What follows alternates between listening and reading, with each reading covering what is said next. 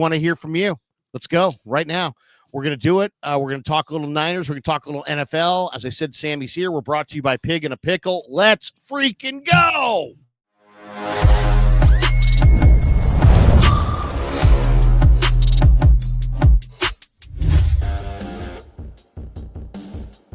Off and running Tuesday.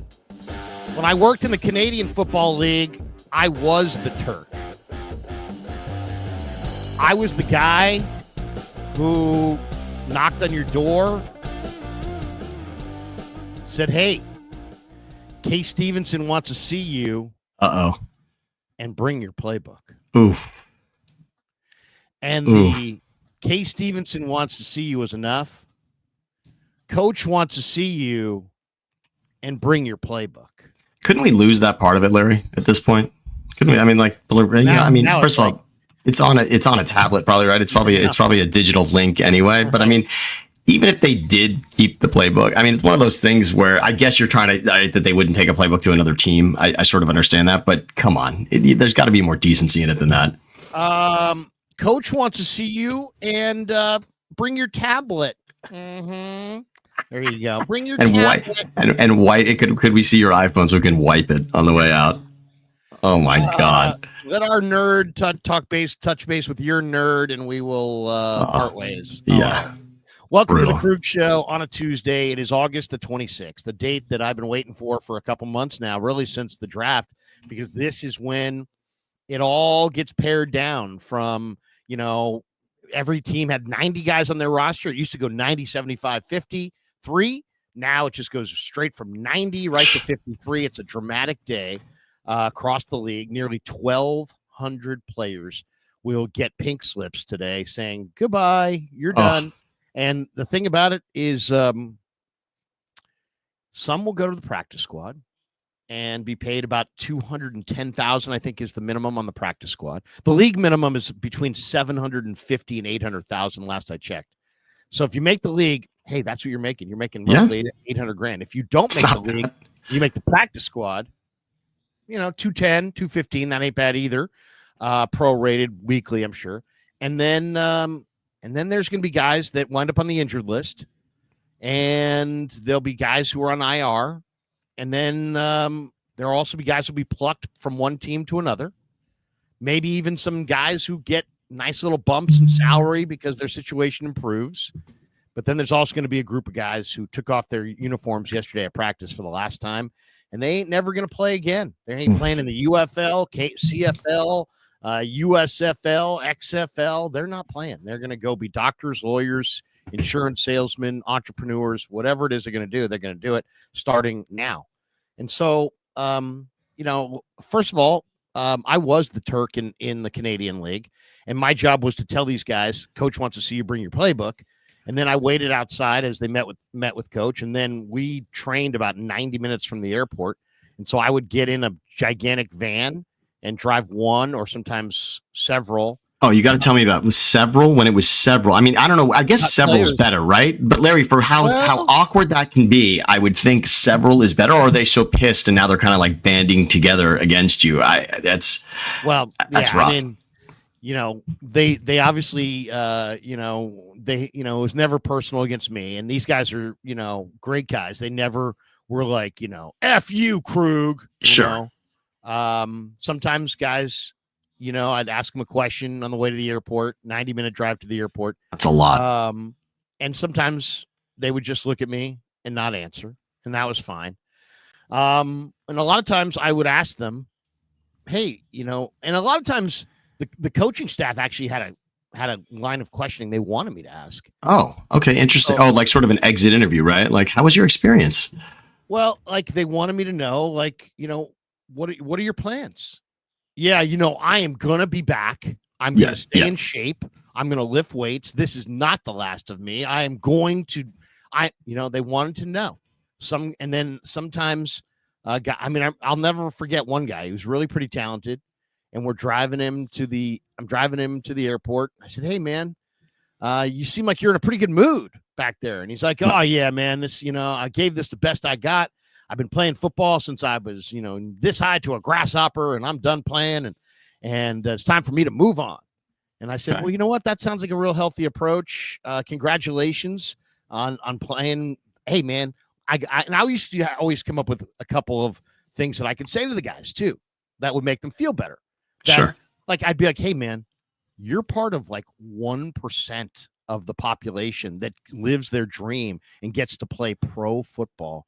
You had a chance. You went to a pro football camp. Don't let anybody ever point their finger at you or tell you didn't do it. You didn't make it. You made it, man. You made it. You made it to a pro football camp, and like 2% of athletes make it. Probably less than that.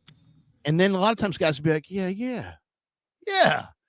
But one guy said, I'm looking to get on with it. And I'm like, wow. I go, well, so what's the plan, man? What's the plan? Or is no plan? You going back to school? You got a job set up? And he's like, you know what? My grandfather owns an ostrich farm, and he's wanted me to run it for the last 3 or 4 years, and I've been too busy playing football to run it. It's very lucrative, and I'm going to run my old man's ostrich farm. I mean, that's a nice option to have. I mean, it's random. I would say it would not be on my list, multiple choice, but that is a great one to fall back on. And he knew that. I mean, he had that ready to go for you. I mean, he absolutely knew that that's what he was going to do. I will say the most fascinating thing. Can I tell you what I said to him when he told me that? Yes, please. I said, same here. And then we both laughed. Obviously, because the rarity of the ostrich farm. I'm like, me too.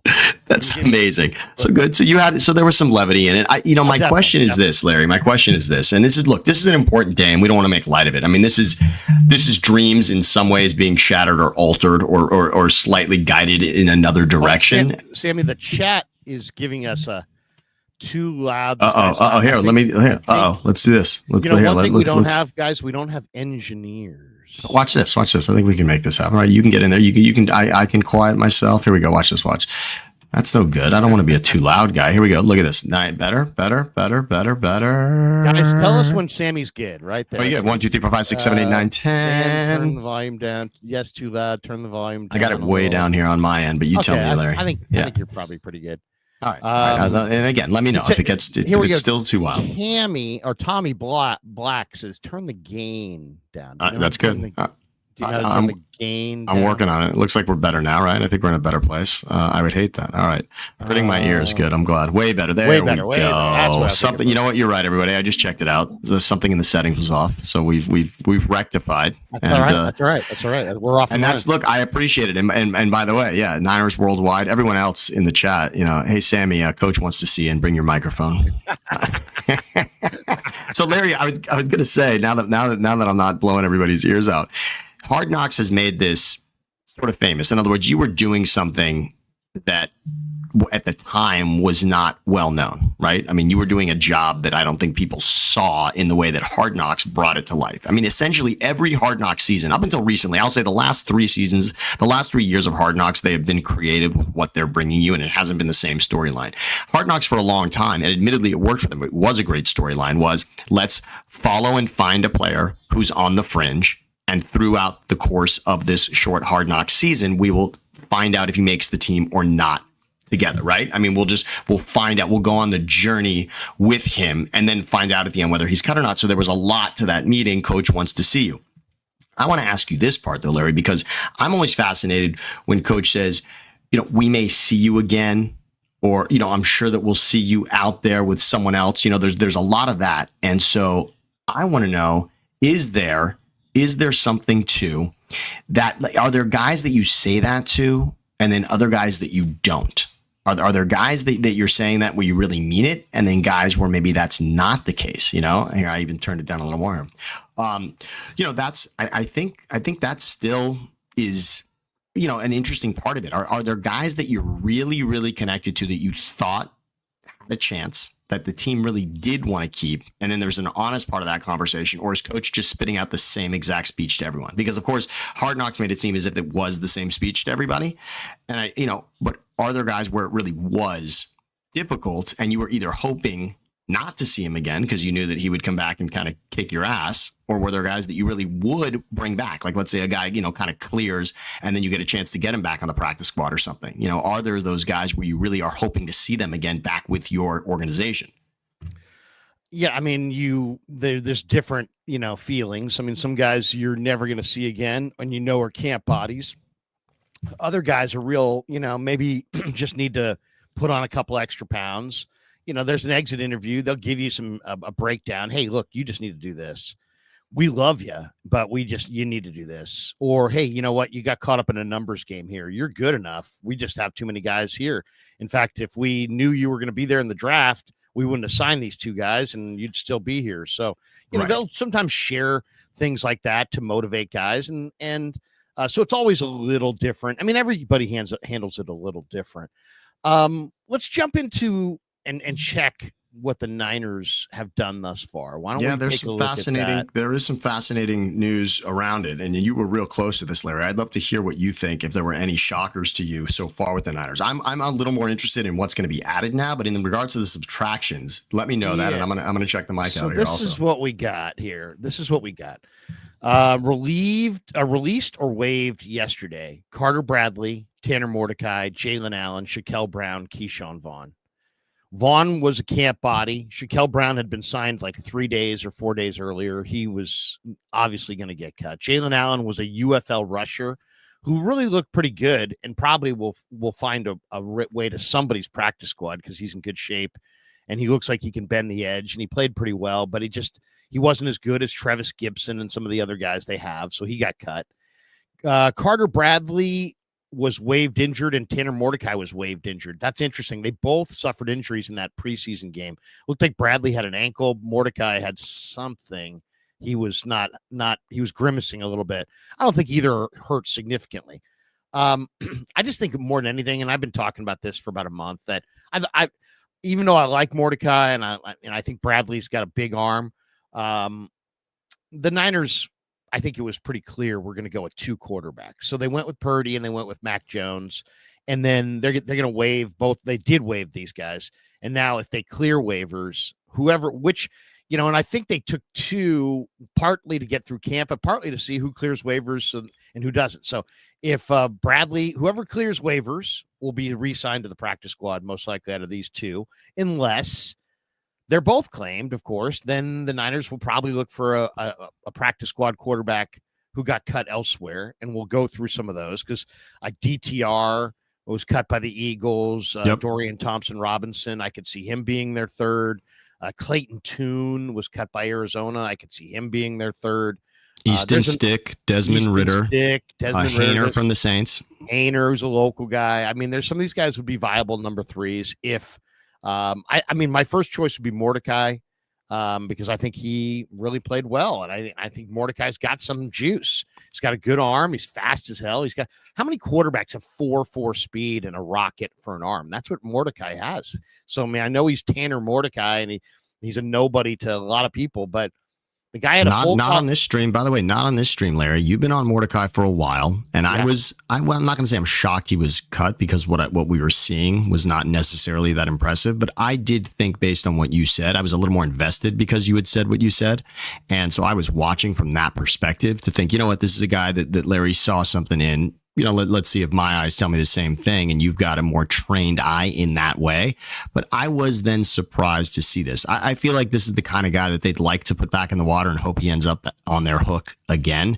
And three quarterbacks they're going to have a third quarterback. I mean, that's just the way teams roll. If you look, I mean, most teams end up in that spot, and certainly the Niners know what it's like to not have a healthy quarterback and then find a guy that you weren't expecting who really comes in and plays well. So that is an interesting one to me.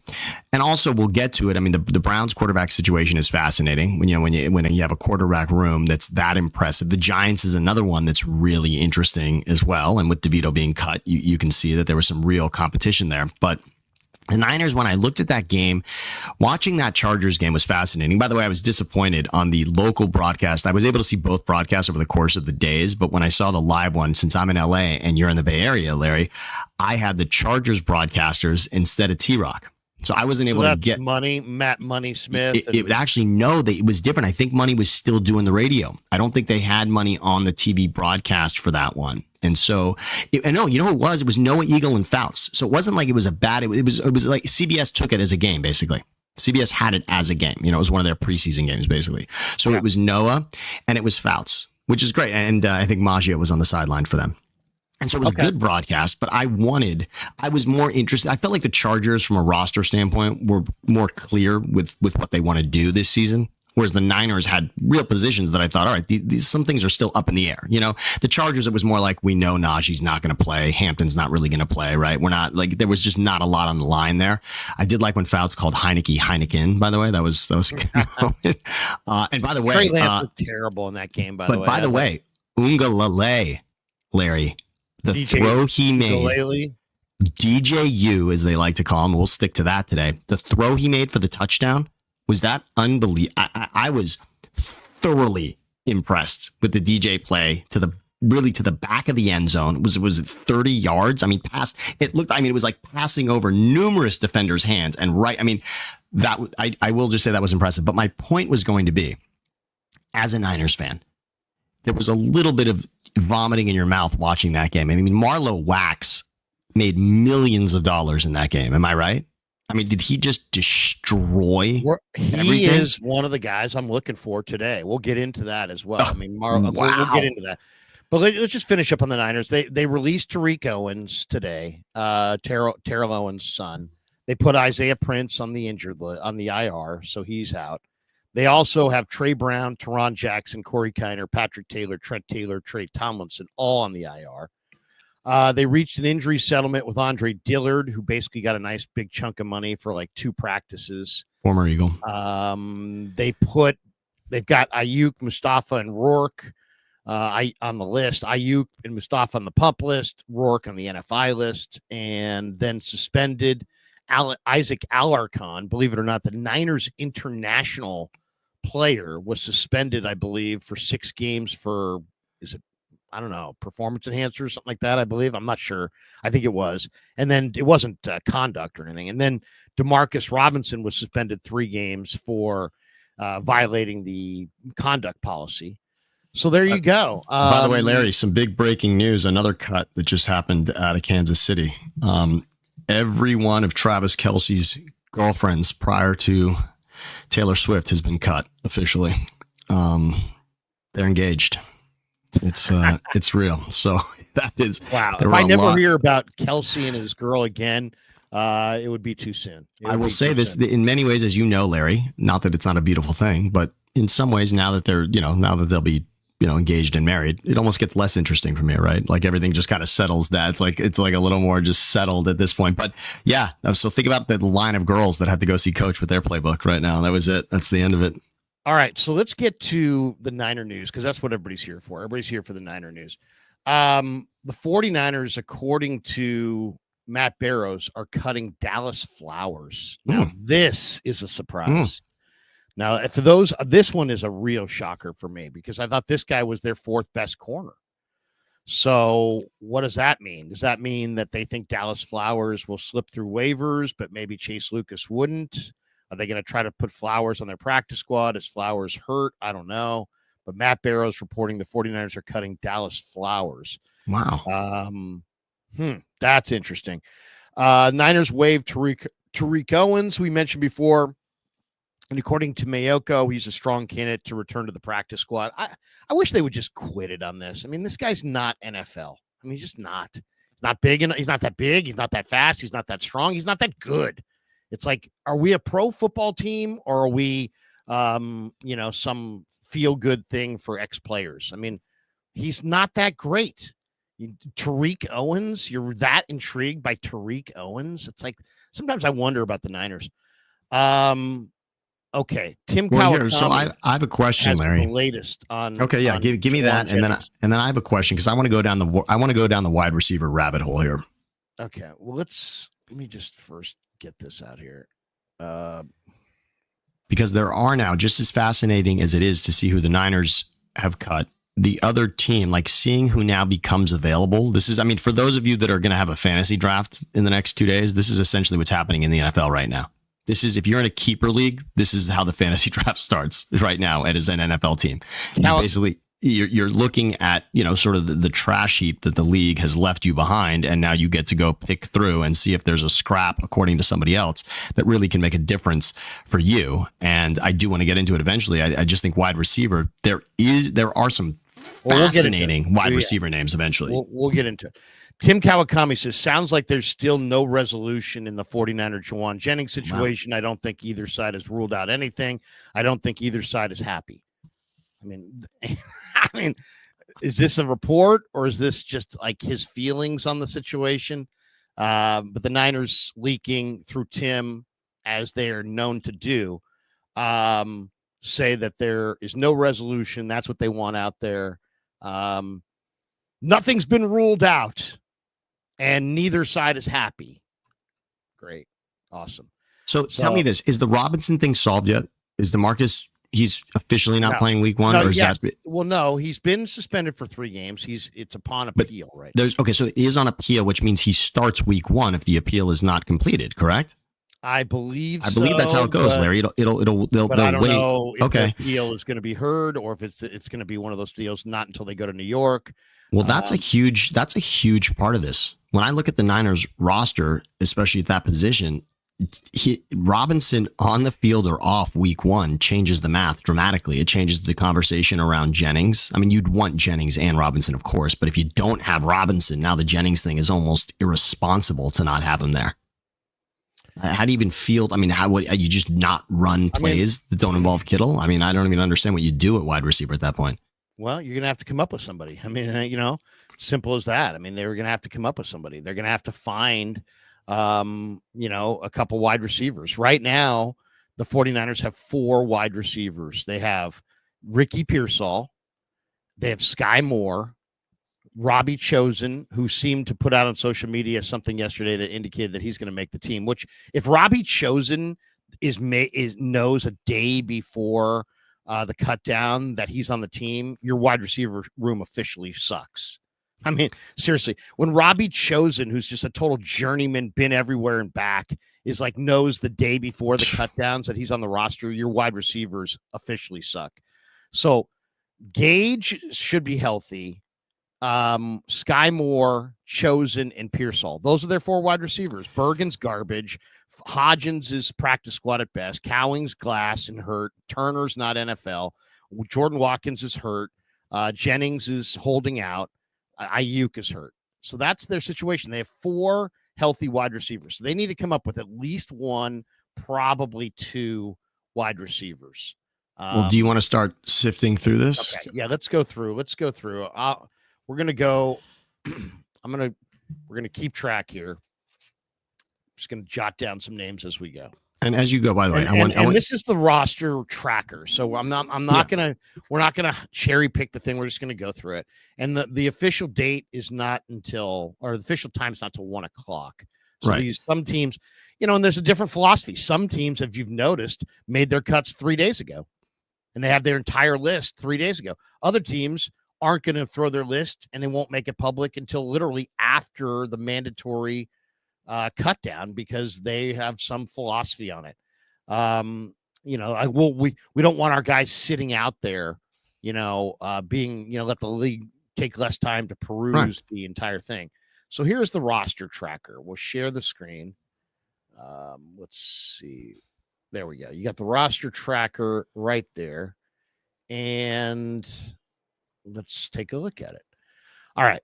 Starts with Buffalo, and everybody's going to have a lot of names. I'm looking at these names. Buffalo. All right. The first name, Mike White. That's interesting. I don't see any names that I like, except for I like Laviska Shenault. Yeah, now, of course. Laviska Shenault had a 97-yard return against the Niners last year for Seattle. He's a running back. He's a wide receiver. He's a kick returner.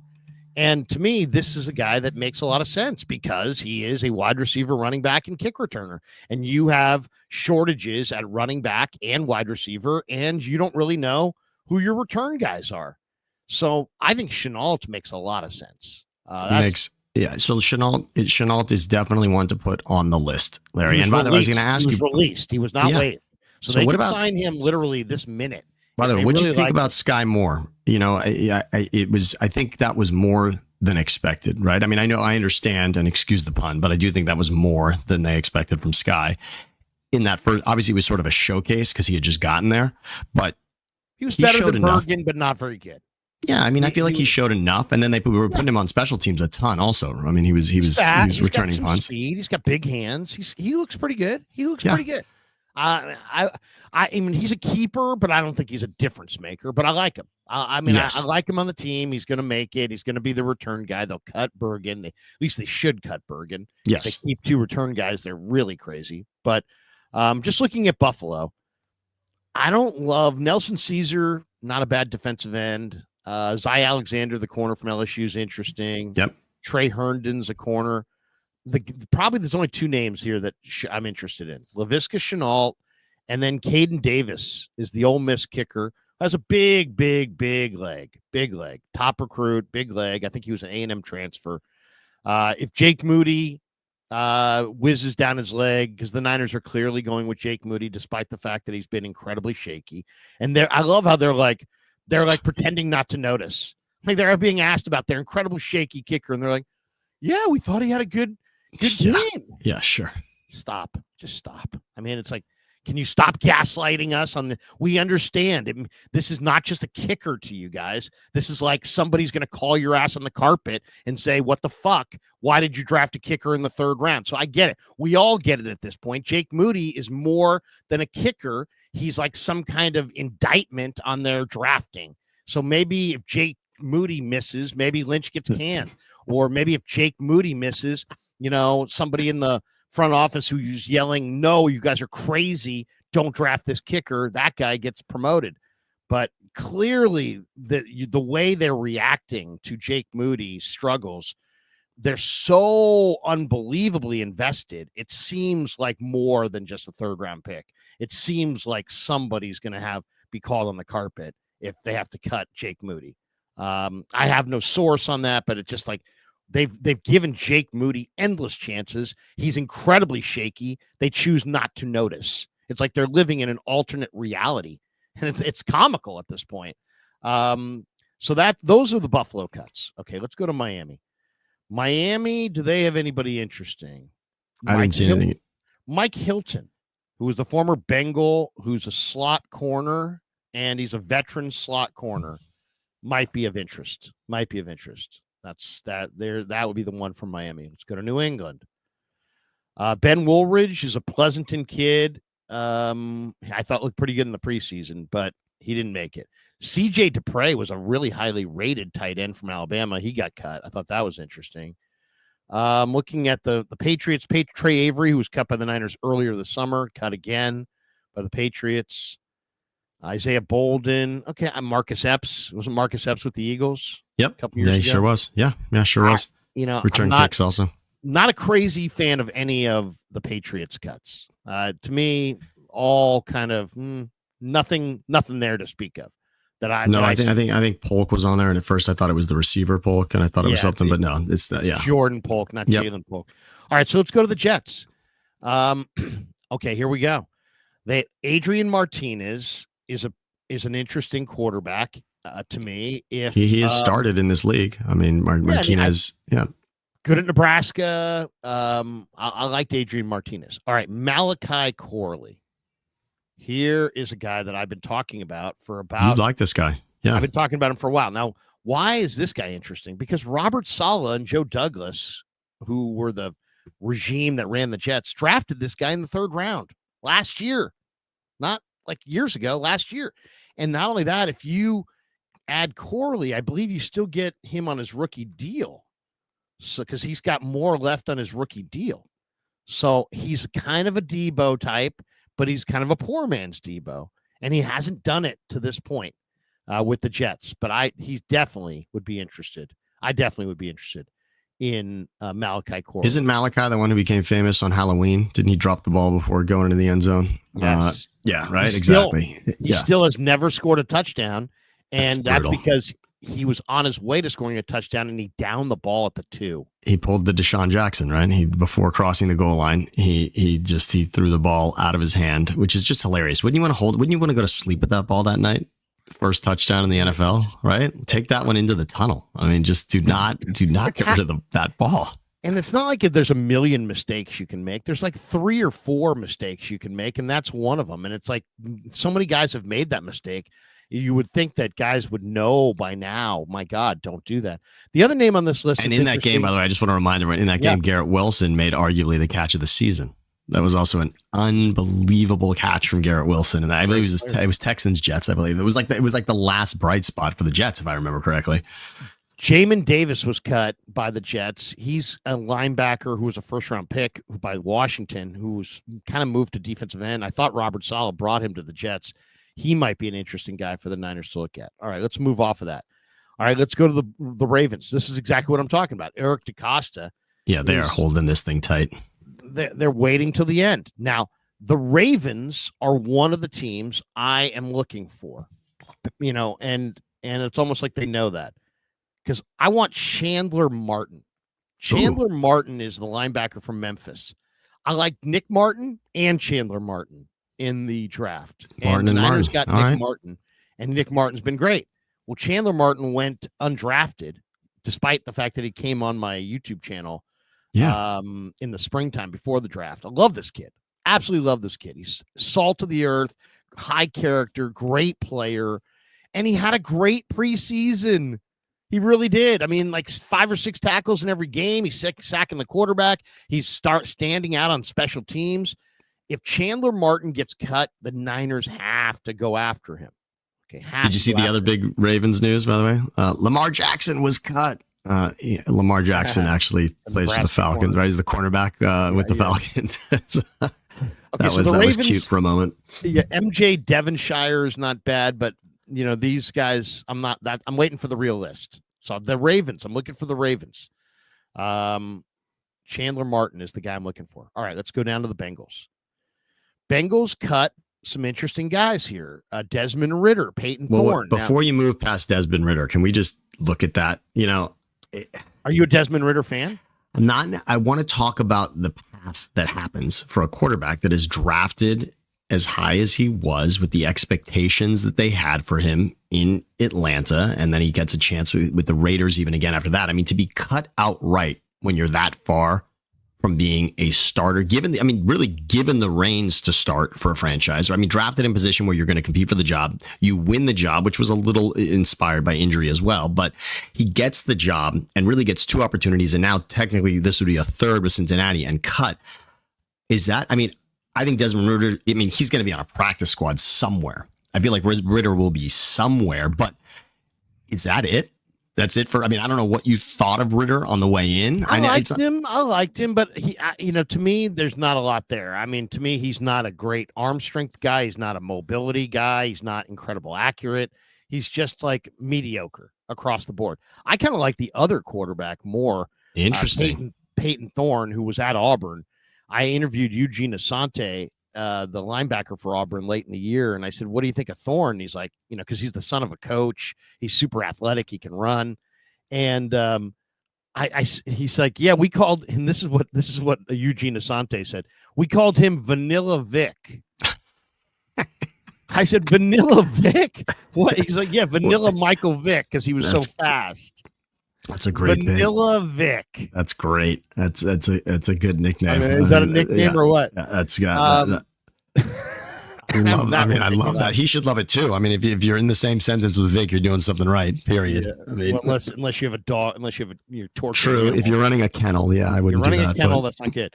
But the other name on this list for Cincinnati, once upon a time, Brian Tavin or Taven Bryan. Taven Bryan, Bryan was a number 1 pick out of Florida, of Jacksonville. So he was a first-round pick. That's interesting. He's on the beach. The other names on this list are pretty forgettable. McTelvin Agim, played at NC State, inside guy.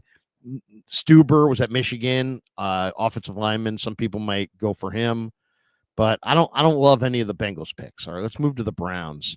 They cut Tyler Huntley, who once upon a time was a Pro Bowl quarterback. Well, yes, the way the Pro Bowl works. Eventually enough guys drop out, and eventually Tyler Huntley was on that list. Yes, when he was backing up Lamar and got into a few games. But this is interesting. I want to look again. This is where wide receiver becomes really interesting. Deontay Johnson is just talk about having the talent. I mean, it's Deontay Johnson and George Pickens are interesting. I mean, I'm not going to say they're cut from the same cloth. I don't know enough about either guy to say that. But in regards to the path and where they are and the chances they've gotten, if Pickens causes an issue in Dallas, he's going to wind up on a list like this next season. And that'll be it for Pickens. And Deontay Johnson, now you'd have to assume with where he was with Pittsburgh, and then to go to Carolina and get flushed out and end up in Baltimore. And then remember, Larry, against the Eagles late in that game, they wanted Deontay Johnson in that game, and he refused to check into the game. I mean, what is going on? I'm not interested. He's been on too many teams. There's too many teams, and if he was good, all these teams would have kept him. They're all moving off. Off. I remember when Deontay Johnson going to Carolina was a big deal. I remember when that felt like something, and now how far he has fallen. The Browns have just told you no thanks. That's a lot. That's the only other name on here from this in the list that's interesting to me is Chigozie Anuzium, who played at Colorado State as a corner. He was in the Niners local pro day a couple years ago. He's a pretty athletic corner. He was at Cal for a while, and he's super athletic. He's a super athletic, big-bodied corner. So Chigozie Anuzium, I might have some interest in. Other than that, Darius Rush was good at South Carolina, but I don't really like him anymore. Before you move off the Browns, a little crazy. Before you move off the Browns and the Tyler Huntley thing, this name isn't going to show up here because he wasn't released or cut. But Kenny Pickett traded. Let's spend a second talking about that. Another guy who can't play, and everybody. I mean, I knew it in the draft. I never liked him in the draft, and it's like everybody just, sometimes it takes people a few stops and starts before they realize. So Pickett, by the way, Larry. So Pickett now, now he's going to be. Now he'll be with the Raiders. He'll back up Geno. We'll see if that, if he ends up making the field or not, because Aiden O'Connell's injured, and that was a good move for them to grab him now, to grab Pickett as a body. But I was surprised. I thought Pickett had the backup job locked up in Cleveland. We all did, because we didn't know what we'd get out of Dylan Gabriel or Shedeur Sanders. And that math has changed now significantly. You thought Pickett was going to win that job? I didn't. I thought no. Not that. I didn't think he was going to win the starting job. I thought he was solidified as the backup. Job. Yeah, I just thought he was the backup. But I mean, they drafted Dylan Gabriel. They drafted Shedeur. Were they going to draft these guys and immediately cut them? No, but to find out what you had. Yeah, so I mean, I would say you had to think at least one of those guys makes it. And Flacco, they went to the playoffs with Flacco, right? So 2 seasons ago, which for Flacco is a lot of time to consider. Yeah. So he is, and I mean, just the idea that Flacco's playing 17 games. I mean, that's just it. Flacco's not going to play 17 games, so you have to know that your backup's going to start a game. And if they didn't know what they had in Gabriel or Shedeur at that point, Pickett made a lot of sense. So was Pickett injured? Did they just not see enough? And I know you don't really believe in him. You know who loves him? Terry Bradshaw. Bradshaw's an idiot. Terry was very upset when Pittsburgh moved on from him. He really thought he didn't get a fair shake, bad offensive line, etc. But I mean, he didn't quite. Although if you look, doesn't throw a great ball. He's not that accurate. The Niners played him in Week 1 a couple of years ago. He was terrible. Yeah, Brock Purdy badly outplayed him. By the end of the game, the Steeler fans were rooting for the Niners. And Tanner McKee. Yeah, Tanner McKee. The best clearly personnel guy in the game is Howie Roseman, and he cut him loose. When the best personnel guy in the game cuts you loose, you suck. You're not good. Although we will have a Howie Roseman comment later because of a cut. Yeah, they cut McCord, but also there's another cut on there that's interesting, tied to C.J. Gardner-Johnson. We can talk about that when we get there, Larry. But that's really interesting. Yeah, that's that. We got a bunch to get to. All right, let's move through this. We got Steelers here. Okay, the Steelers are, once upon a time with Kevin Colbert, were a great personnel organization. Now it's Omar Khan. And I'm looking at their list. It's pretty uneventful. Lou Nichols. Okay. I don't see anybody I like. Oh, no, there's one. Come on, let's talk. I keep going back to this position, but I can't help it. We're talking about the Niners. Robert Woods. I mean, if you're in a spot Week 1 if Juwan and Robinson are not available, I mean, Robert Woods certainly can come in and run your routes. Yeah, Robert. yeah. I mean, if you need, I again, if you think he's 33. Here's the thing, Sammy. I'm about the future. I only look back if somebody's really worth looking back for. Most of the guys are not worth looking back for. And so I'd rather take a 6 foot, 193-pound guy who is 23 than take a guy who used to have something who's 33. Because the guy who used to have something is also going to have opinions about, who should be playing and why and how he should be handled and how we should practice. And the Niners have veteran leadership. They don't need veteran leadership. They need talent. They have veteran leadership. Yeah, and I know Damon was dying. Damon was dying on the Keenan Allen hill, and obviously that didn't happen. And the other guy that will get, Amari Cooper got scooped by the Raiders. That was another guy I was considering. Woods is behind those two. If we're saying, the tier of 30-year-old wide receivers that you'd want to look at. I'll write his name down. I'll write his name down just because he is a veteran wide receiver, and it could be a stopgap option. But I don't like that. This to me is about the Demarcus Robinson suspension. Period. That's what this is about. I'm looking at it wrong. Maybe Robert Woods is perfect, right? Because they're looking for a veteran. But, to me, this is an opportunity. And there's a lot of really good players with bright futures, not necessarily a guy with a past. But Robert Woods is an interesting name. The other interesting name here is Deshaun Jameson, who was cut by the Niners a couple years ago.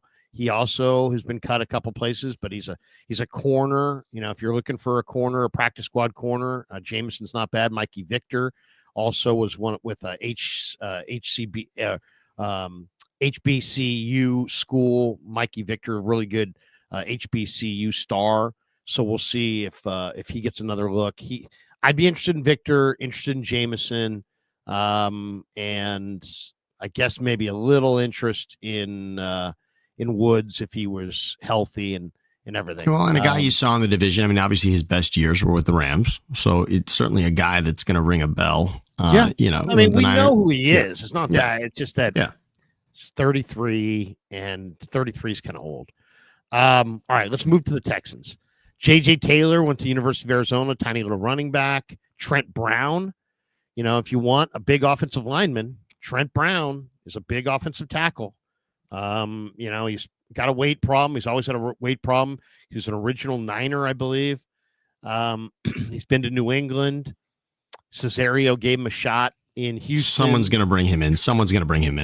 That's a massive. That's an NFL. That's an NFL offensive lineman without question. Yeah. That's a depth lineman for sure. But I gotta, you wonder about what's he weighing and that kind of thing. All right, let's move to the Colts. And the Colts are another team. Yeah, they're Colts are an interesting team, and Chris Ballard is like, hey, we're going to play games. Yeah, he's hanging out all the way to the end. Let's move to Jelani Woods is a tight end, big tight end who's got decent hands. Let's move to Jacksonville. Chad Muma, who played at Wyoming, is a good young linebacker. Now, I don't think the Niners are going to sign him, but if you're one of these teams that needs a good young linebacker, this guy's definitely it. I mean, he can run, he can hit. Here he is. He's 6'3", 240, only 26, played at Wyoming. Pretty good hitter, pretty good linebacker. I don't know if he's a fit for the Niners, but Chad Muma is a pretty good player. And I think there definitely will be some waiver claims on him. Other than that, I don't see any names there. Joshua Cephas is better than Quintez Cephas. This is the guy who played at, I guess Texas San Antonio. Okay. But still, nothing special. I mean, I wouldn't say, oh, okay. Yeah. You got to have Josh Cephas. All right, let's move to Tennessee. Tennessee. Who does Tennessee have? There's a new one on the list. I just want to add this. There's a new one there. And it's the position I keep talking about, though, Larry. But receiver Xavier Restrepo is also on that list now. He was just cut.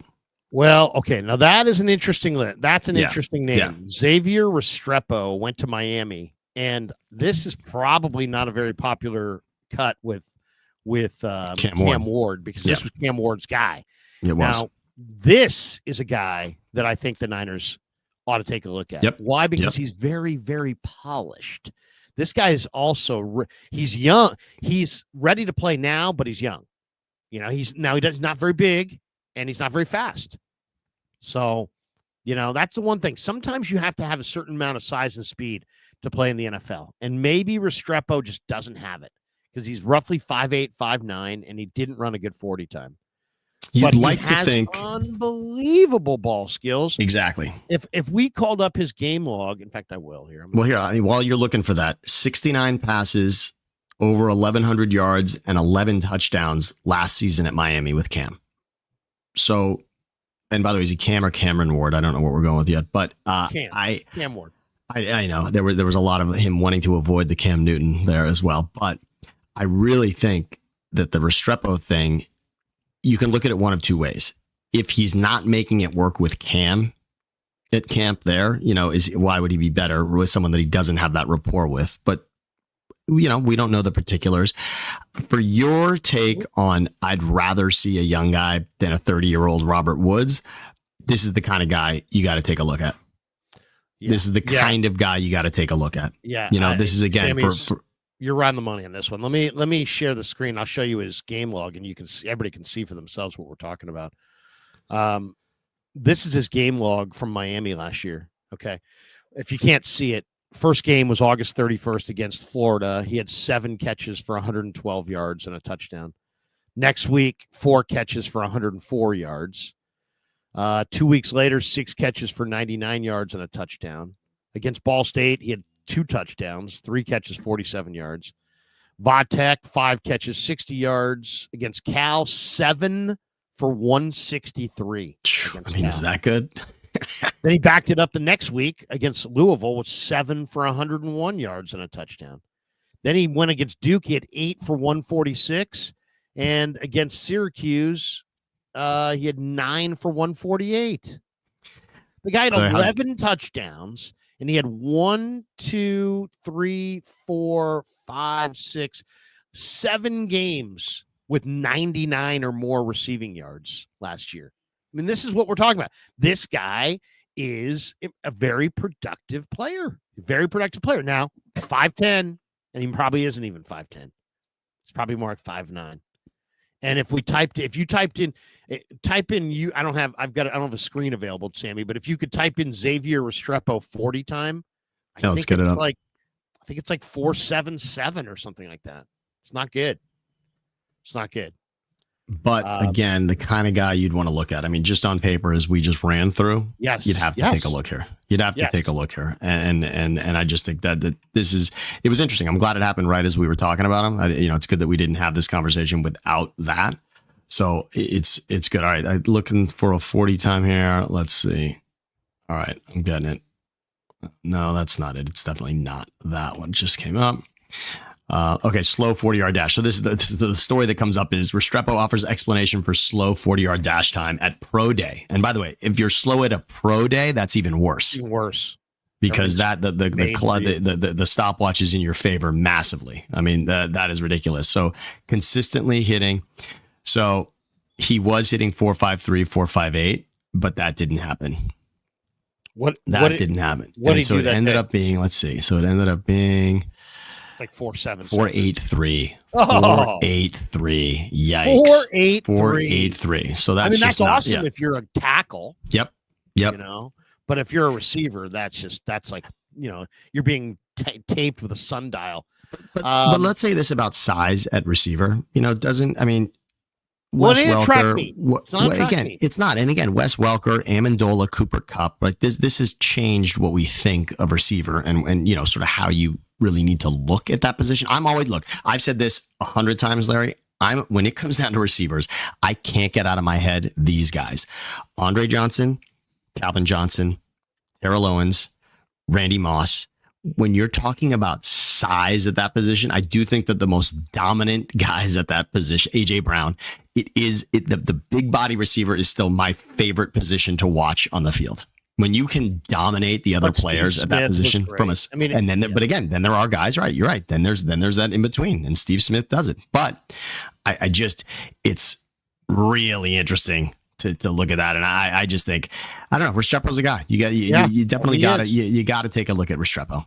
This guy's also interesting as well. Matt Landers, who played at Arkansas, was with Seattle for a while. 6'4", 200-pounders. To your point, he's a big-bodied guy. This guy runs in the 4.3s. So that's a guy to take to keep an eye on. All right, let's go back to our roster tracker. The roster cutter. Landers and Restrepo from Tennessee. All right, those are interesting wide receivers. Now let's move to Denver. Now, Denver's an interesting team because Denver's got a lot of talent. We just saw Denver as well. Okay, so is there anybody there? I would say no. Out of this list, at least, I don't see anybody there from that Denver. Clay Webb, probably the best player there. Dwumfor was cut by the Niners last week and was cut by the Broncos this week. So nobody yet for Denver. But the last cuts are going to be interesting here. And another thing, by the way, another thing to mention about Tennessee, I just want to go back in regards to the Restrepo thing. Remember this. So again, for those of you that play fantasy football, right? It happened. It just happened. On this list. No, it's because it just happened. But here, I want to remind everyone what happened. And here, the story is that they cut Cam Ward's favorite target. And that's, and then of course that's Restrepo. But what I want to say about Tennessee is for those that play fantasy football, this is the equivalent of being in a keeper league and deciding not to keep a guy because you want to see what the pool is. Remember that Tennessee, Larry, because it follows draft position for waiver position now. So when you're cutting players, you now have an extra slot to go and look at the entire pool that the league throws out you, and you get to be the first pick there. So the Titans really have an opportunity. The more that they're cutting guys is the more opportunity they have to go into the pool and pick other guys up, and they have the pick of the litter because they're number one on that waiver list. So it is interesting. The waiver list is just the draft list. It's right. It follows it. It follows it exactly. So the Niners have the 11th priority because they have the 11th pick in the draft. So whoever had the first pick has the first pick in the waiver process. Let's move down to pass. Let's go to Kansas City. Now, Kansas City, Brett Veach. They're waiting. He's waiting, but they do. But an interesting name. Interesting name there, though. I think Mike Edwards is a really interesting name. He's a safety. The 49ers may be able to use safety help. I liked him at Kentucky. I think he's interesting. You were going to say Bailey Zappi? I just think Bailey Zappi's a name that we should recognize. I mean, this is a guy that, granted, if you love Mac Jones, where he is right now, obviously Zappi at some point was potentially better than Mac Jones. But Zappi's a guy that New England, Belichick believed in this guy for a while. This is a guy that had a chance to take over that job. Obviously, he didn't. Look where he is now. But Zappi's a guy that there were 2 weeks where we thought Bailey Zappi was going to be somebody for sure. He was, that's not an organization that doesn't understand the quarterback position in New England. And they believed in Zappi for a while. And now this is where he finds himself. Did you ever see it with Bailey Zappi, Larry? No. Okay. Didn't see it. Don't see it. Not that he's terrible, but I just don't think he's nothing special there. I do like Edwards. I think that's an interesting one. But I'm waiting for Kansas City too, because there's a receiver that Kansas City has named, now bring up the depth chart real quick.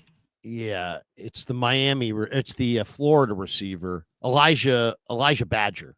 Yeah, who I'm a big fan of. He's a Sacramento kid. He runs in the 4.4s. He only had 2 drops his last 2 years. He's got very good versatility. He's played the X, the Y, the slot. Me, he's Badger, had a good preseason. I like Badger a lot. I don't think he's going to make it. To me, that's the guy. It's on my list. I'm looking for. But let's move further down. Let's go to the Raiders. Raiders are a bad football team, right? But the Raiders are a bad football team, but they're also have been a bad handicapper of talent. So sometimes, even though they're a bad football team, occasionally they make bad decisions. So with their roster, and have they? Well, there's a couple guys here that I really kind of like. The offensive tackle, Gottlieb Ayadesi, is a Maryland kid who has got a lot of athleticism.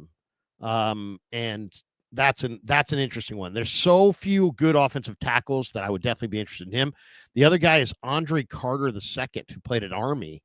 And I thought, he started with Minnesota. I thought he had a pretty good summer for the Raiders. The other one, I had Ja Joyner on my show at the beginning before the draft. He's by the way, is that Andre's son? By the way, Larry, is that the Andre's son or no? No. Okay, no, not the former Niner. That's what I'm talking. And Raider. No. Yeah, no, right. not his son.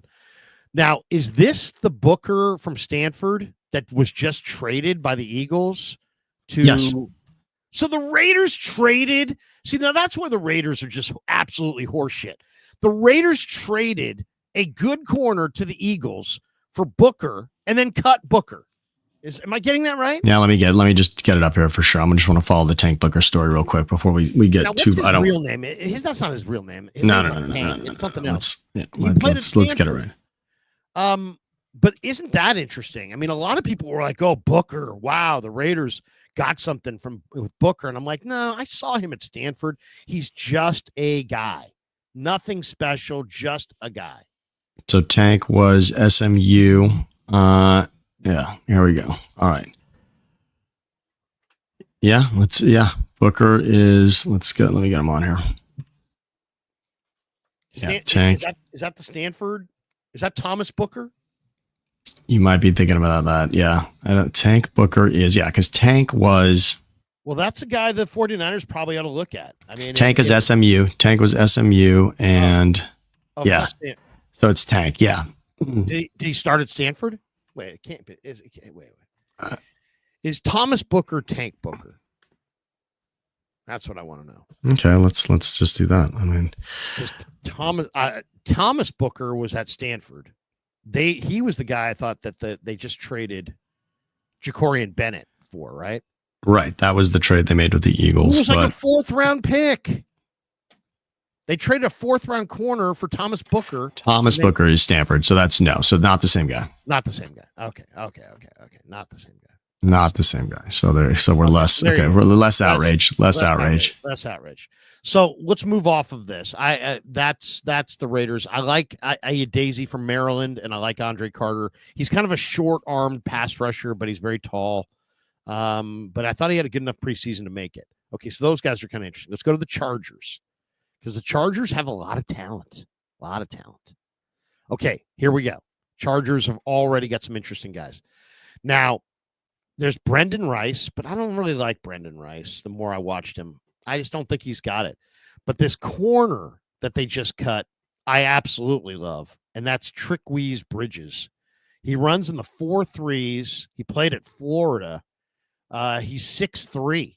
He's a 6'3" corner who runs in the 4.3s. I would sign this guy. This is a guy that I would absolutely try to pick off waivers. Trickweeze Bridges. Now, also, this is Trickweeze, right? This is our name. This is our favorite name, right? I've been calling him Trickweeze. It's all right, but it's great either way. So it's an amazing name, Trickweeze. Exactly. It's a good name. Either way, the guy's an awesome athlete. Yeah, he's a crazy athlete. Des Fitzpatrick was a good receiver at Louisville, but he's kind of bounced around, doesn't run a great 40 time. Rice just didn't show a lot in the preseason, in my opinion. David Sharp was a Raider draft pick who's out of Florida, jumbo tackle. He's probably also worth writing his name down just because he's NFL. He's got an NFL body, but his attention to detail sucks. I think he had a bunch of penalties in the preseason, I believe. He jumps off, false starts, and there's a reason that he hasn't made it, despite the fact he's got almost prototypical size, strength, arm length, the whole deal. But by the way, Tank Booker, just for those, Tank Booker is Anthony Booker, just for those that are looking for that.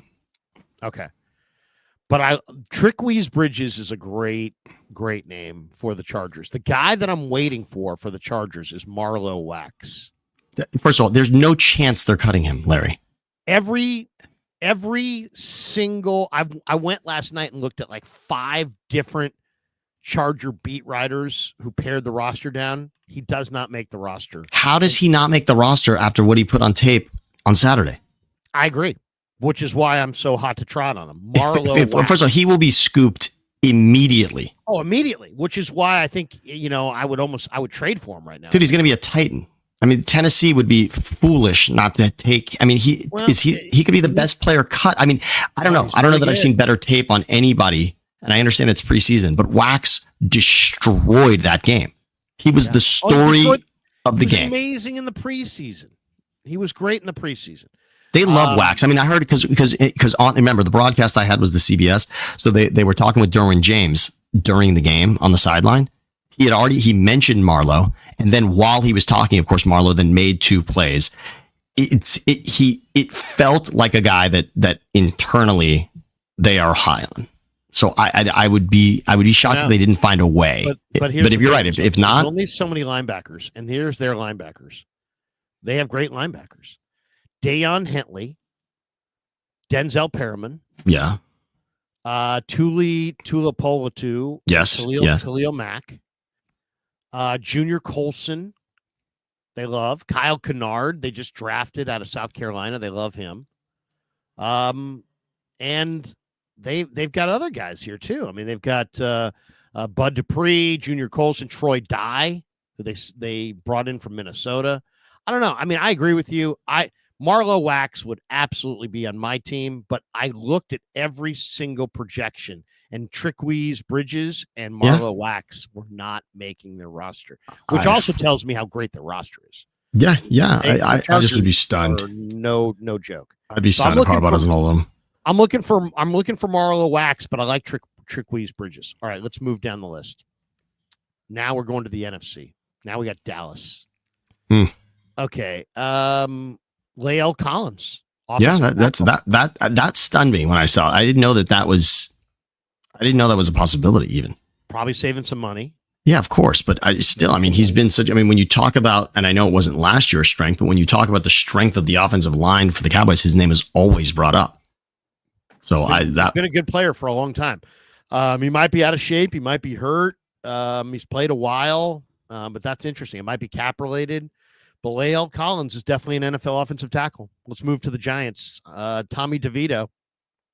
I'm not a Tommy DeVito fan, but Greg Dulcich was one of the leading receivers, both with Denver in the preseason and with the New York Giants in the preseason. And I think Dulcich is going to be absolutely picked up.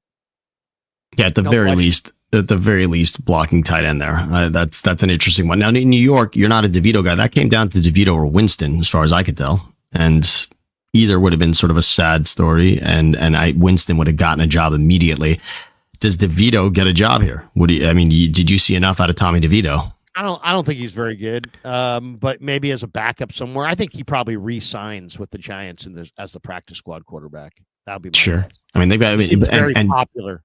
And by the way, Dart, how thoroughly impressed were you with Jackson Dart? And I already told you I was so high on Dart because I didn't it wasn't that the Giants selected him, it's that the Rams wanted to. That's why I was so hard on him. The fact that the Rams wanted him because there was doubt with the Rams about Matthew Stafford. Obviously the age, but they told him to go look for a new job, and then they wanted to draft Jackson Dart. And as soon as the Giants traded back in and took Dart, the Rams traded out of the first round because that was their guy. And the Giants swooped in right ahead of him. Dart could be the story of the preseason. Yeah, he's been really good. But, once again, let's pump the brakes. This is the same preseason that saw the Chiefs go winless. This is the same preseason that's watching the Giants go undefeated. It's the preseason. By the way, there's a number. I want to just say this. There's a number. The past 7 teams that led the preseason in point differential. Right. 6 made the playoffs and 2 won the Super Bowl. Wow. And the Giants are that team. All right. So just look, just take with it what you will. Wait, I got to write that down. Okay. It's okay. Let me get it. I just sent my cousin. Make sure it's right. The last what? Okay. So let me get it right. I just sent it to my cousin. All right. My cousin Joe is and he's watching us right now. He's a huge Giants fan. Here's the number. Okay. So the Giants are the 8th team since 2009 to finish with the number 1 point differential or plus 60 or more. Point differential. So there's a point differential of plus 60 or more. They are now the 8th team since 2009 to have a point differential in the preseason of plus 60 or more. Of those 8, they're now the 8th. 6 made the playoffs. 2 won the Super Bowl. And those 7 teams' average win total is 11.1. Wow. Break up the Giants. Well, think about this. If you do believe in Dart, all of a sudden, Carter's a slam dunk. Everything, right? I mean, I gave you the grades. I think CBS gave out grades for each first rounder through the preseason. They did it week 1, week 2, week 3, and then they did a final grade on what you saw in the preseason from the rookies. And obviously with the Niners, there was nothing to look at, so that sucked. But Carter was a runaway A, and so was Dart. And again, that's not saying a ton. We knew Carter was going to come in. But if Neighbors, Carter, and Dart are something, tough division, of course, but starting to heal the Saquon Barkley wounds if that works out at all. If you've got 3 stalwarts at those positions, that's pretty nice. That's interesting. Giants defense is great. I mean, their defense up front, their defensive line is really, really good. All right, enough on the Giants. Let's talk. I mean, seriously, let's talk about the Eagles here. Let's move to the Eagles. They have a very interesting list. They may have one of the best rosters. Now, I love Giles Jackson. He was the wide receiver from Freedom High School in Antioch. He played at Washington, and he had a good year. He's a small guy. He was at the Niners local pro day before the draft. He's small. He's a small slot receiver, but he's a playmaker, real good playmaker. I like Giles Jackson. He runs 4.4. Then there's Louis Cine, who's been a bust in a couple spots, but once upon a time, he was really good in the SEC. Aeneas Smith was great at A&M. Dorian Thompson-Robinson from UCLA. Kyle McCord was cut from Syracuse. What do you make of that one? So, are you surprised? They traded in the 11th hour. They have Tanner McKee. The Eagles are the only team that sat their number 2 quarterback, not wanting to get him hurt. They sat McKee at times, and they have Hurts. So you have Hurts and McKee, and I thought McCord was just going to slide in as number 3, but then they traded for Sam Howell. So this was really interesting, Larry. This is one of those where you think preseason games don't matter. So in camp at practice, great stories coming out really on both guys. DTR had a slow start. He wasn't even picking it up early, but then the story came out that he was getting it. Go to the preseason games on both these guys. Ugly. Absolutely ugly. Absolutely 2 games on each of these. And McCord was given a hell of a chance in their final preseason game against the Jets. It wasn't there. It just wasn't there. McCord was throwing balls that, you call them sort of catchable balls or interceptable balls, not necessarily intercepted, but ones that could have been. McCord was all over that. He was throwing the ball in places that you just, as an NFL quarterback, you cannot do. So this is one of those where, and again, this is the beauty as a GM. You said it earlier when we started the stream. Are you sticking to the idea that you drafted somebody and you don't want to admit that you're wrong, or are you quick to get off it before you're holding on to something that you don't need? And that's the case here. They're so in love with McKee that obviously they traded Pickett away. So they knew they had that in McKee. So the fact they feel so short up there, but they also know that they could need a third quarterback, and neither of these guys blew them away, and they had an opportunity to get Howell. And that's it. And because Howie stockpiles draft picks, Larry, when you look at these Eagles moves over the years, double check, read the fine print. Are they picking up more draft picks than they're giving away? Because that's what Howie likes to do. He holds those for exactly these moments. I can go get a Sam Howell without having to trade a player or anything that significant, but I've got draft picks to give away in exchange. And that's what they do. They stockpile so that they can make a move like this. And now Howell, who obviously started within the division with Washington, they know they've got a guy if they had to. And remember, the Eagles had to start their 3rd string quarterback this past season. Tanner McKee is a guy, and over the years they have. It's interesting. So that's just. I mean, I know you like McCord, and I did too. But Papa loves him. Yes. Papa's a good picture with him.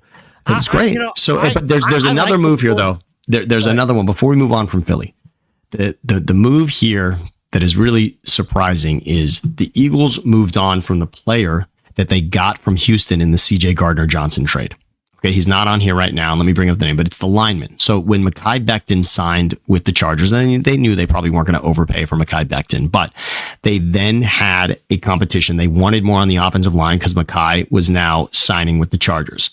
And what they did is, because of that, they brought in the lineman who was a high draft pick with Houston. He was supposed to be, and he never really panned out there the way that he was supposed to. In certainly not in Houston, and the CJ Gardner-Johnson thing just bothers me. But Kenyon Green is the player that they got in that trade. Okay, and he's a guy who looks the part in every way, Larry. And at the time, this was one of those, Harry's smarter. This is one of those where it's, Howie's smarter than everybody. Because for Eagles fans, it's impossible to tell an Eagles fan that CJ Gardner-Johnson doesn't make your team better. And here's why. Just follow me quickly on the CJ Gardner-Johnson path. 2022, this team goes to the Super Bowl, and the defense is historic. Now, granted, they were historic on the defensive line. They had the most sacks in the history of the league, basically. And of course, they didn't sack Mahomes at all in that game and lost. But going into that game, the Eagles had a historic defense, and CJ Gardner-Johnson was a tremendous part of it in the secondary. Of course, James Bradbury made the play of the game and the holding in the end zone. But What ends up happening the next season is Gardner Johnson is not with the team. And remember that team fell off a cliff defensively. 2023 was a very forgettable season for the Eagles, and Gardner Johnson wasn't there.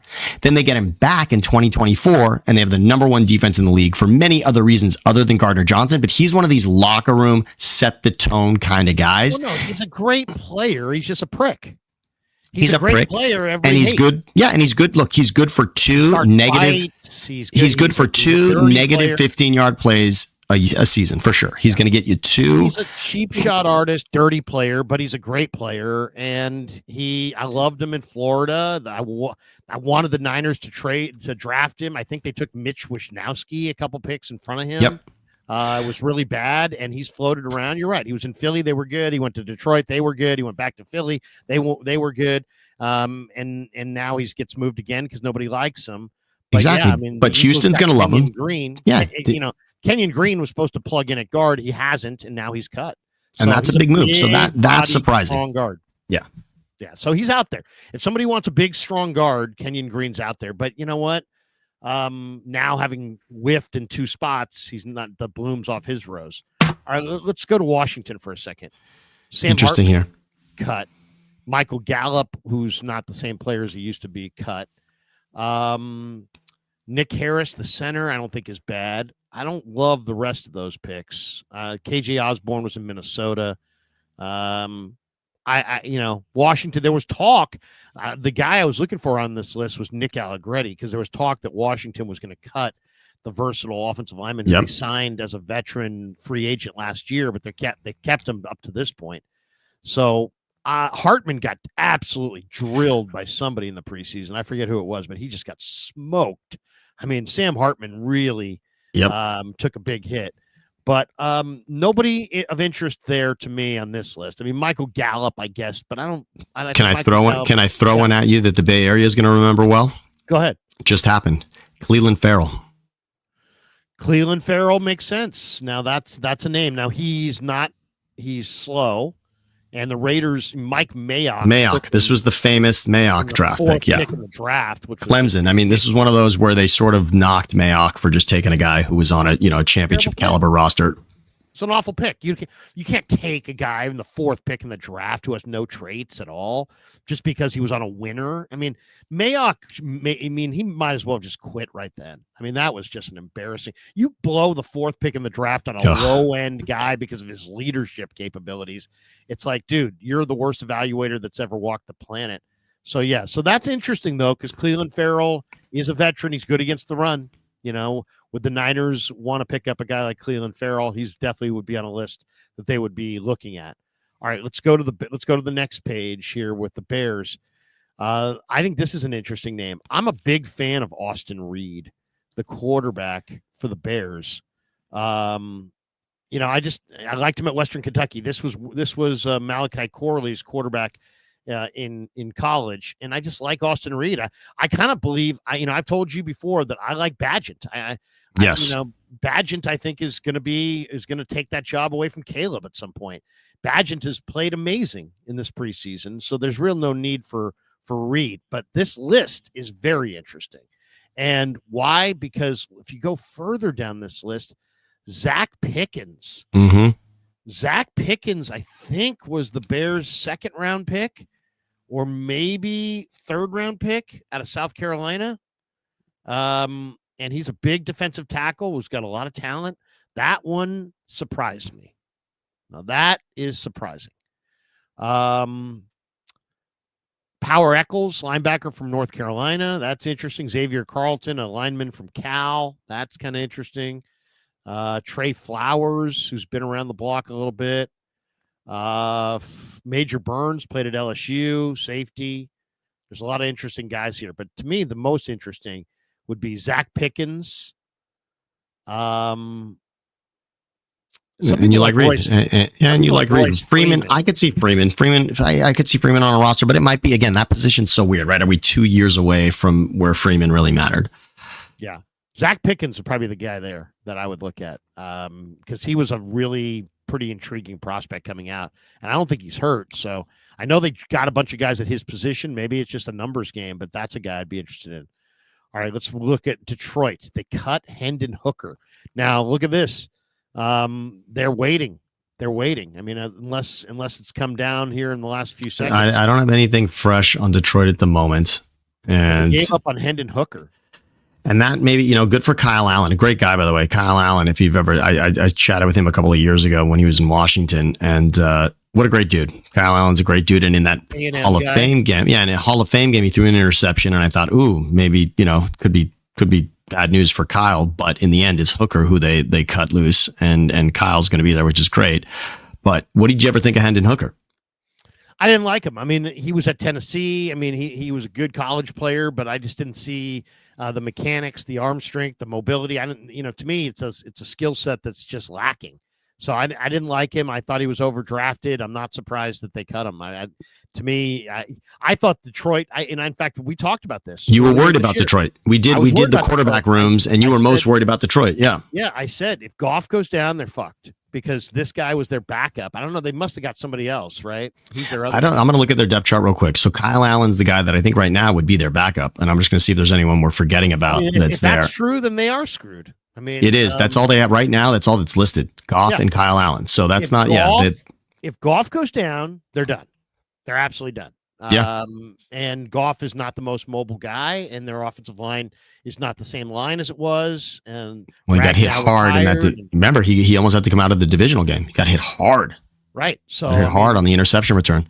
That right there makes me want to. If I was in a casino, I wouldn't want to bet Detroit just simply because of that. So we don't know who Detroit's going to cut, but that's interesting that they went with Hendon Hooker. Let's move to Green Bay. Green Bay is an interesting one. Now, this quarterback I really like. This is Taylor Elgersma, who played for Laurier in Canada.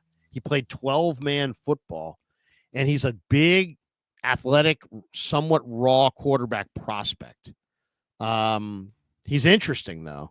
And I wonder if somebody will try to pick him off, because now you got to pick him off. You got to put him at number 2. But if I was Detroit, I would. Like, if I'm looking at Green Bay with Taylor Elgersma there, I would say, hey, you know what?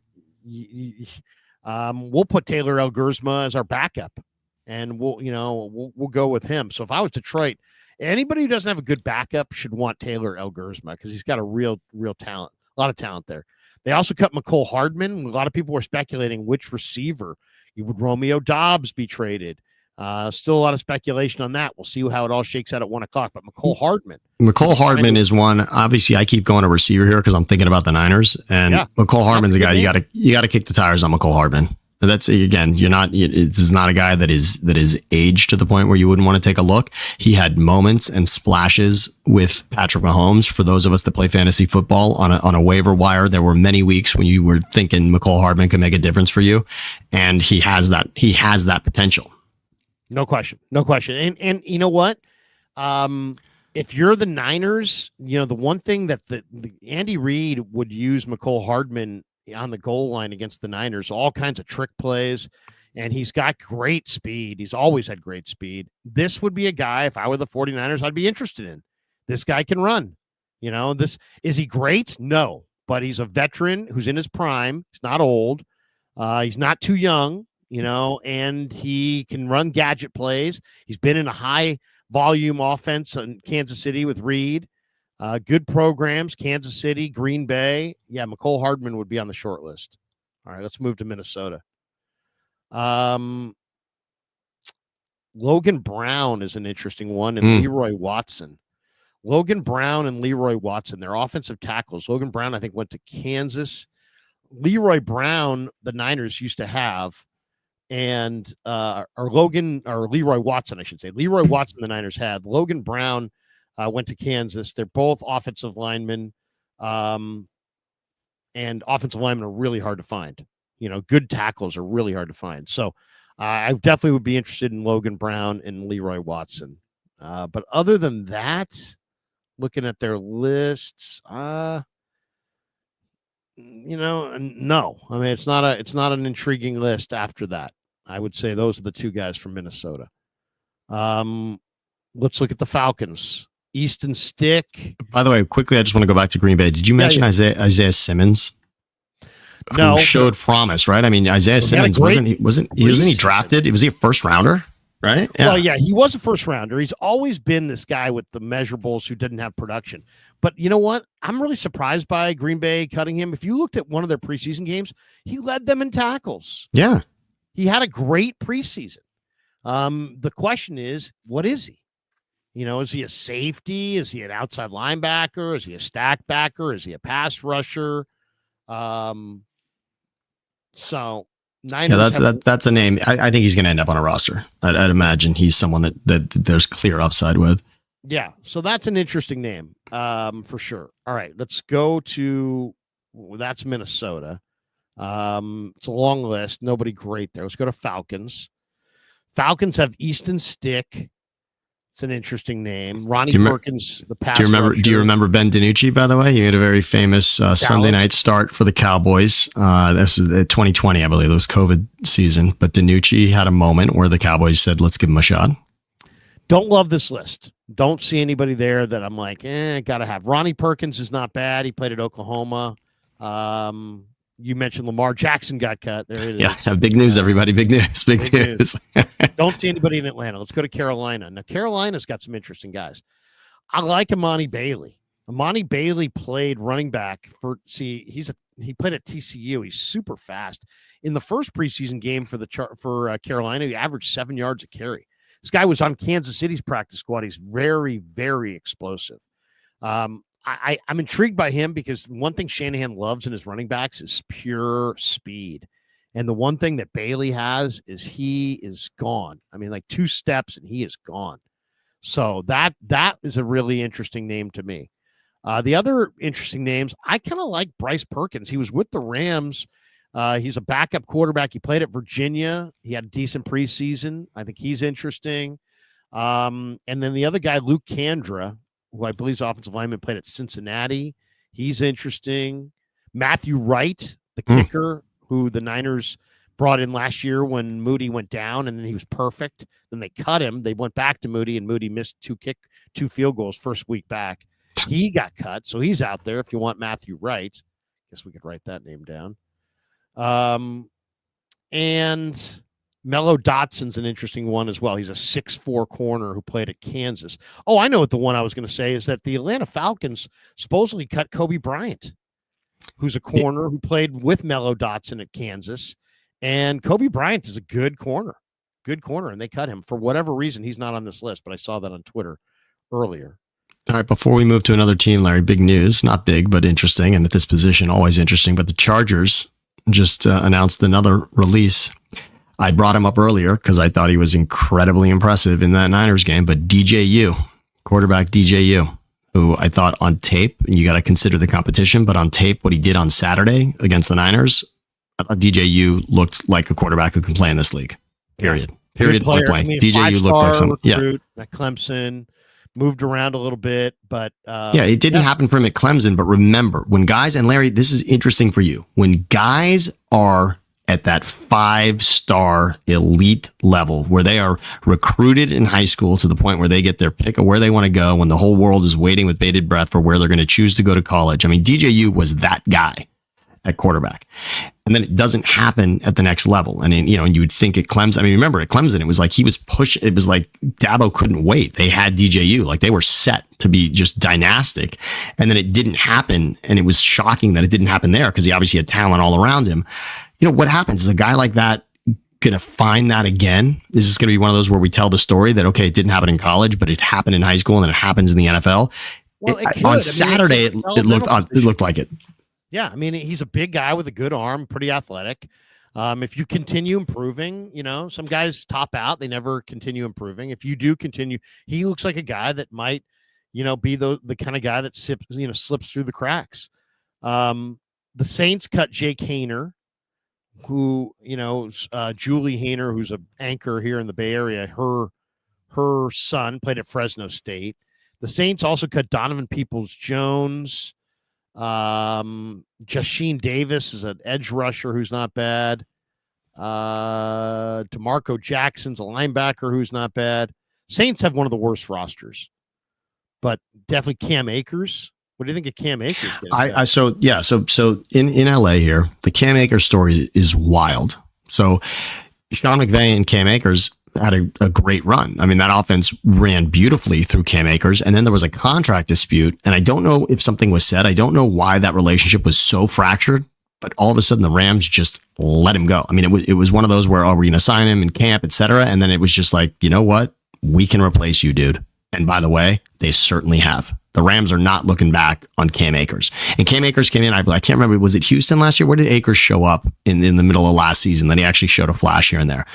I would be surprised if Akers doesn't make a roster, but he had an opportunity in LA to be a part of this team, which people right now have as sort of a sexy NFC champion pick for this season. And obviously Kyron Williams, they found their guy. There's no looking back now, but Cam Akers had a chance to be the running back for the Rams in a team that runs and schemes very well. And he blew that up, whether it was just the contract dispute or if there was more there to that relationship fraying the way that it did. Cam Akers blew his career up with that. Yeah. Well, not quite as bad as Le'Veon Bell, with his horrible holdout, which obviously he was never the same, but Cam Akers in many ways was never the same. Some guys get bad advice. Here's Tampa. They cut Kyle Trask. Now, Raheem Jarrett, I think, is definitely a guy the 49ers ought to sign.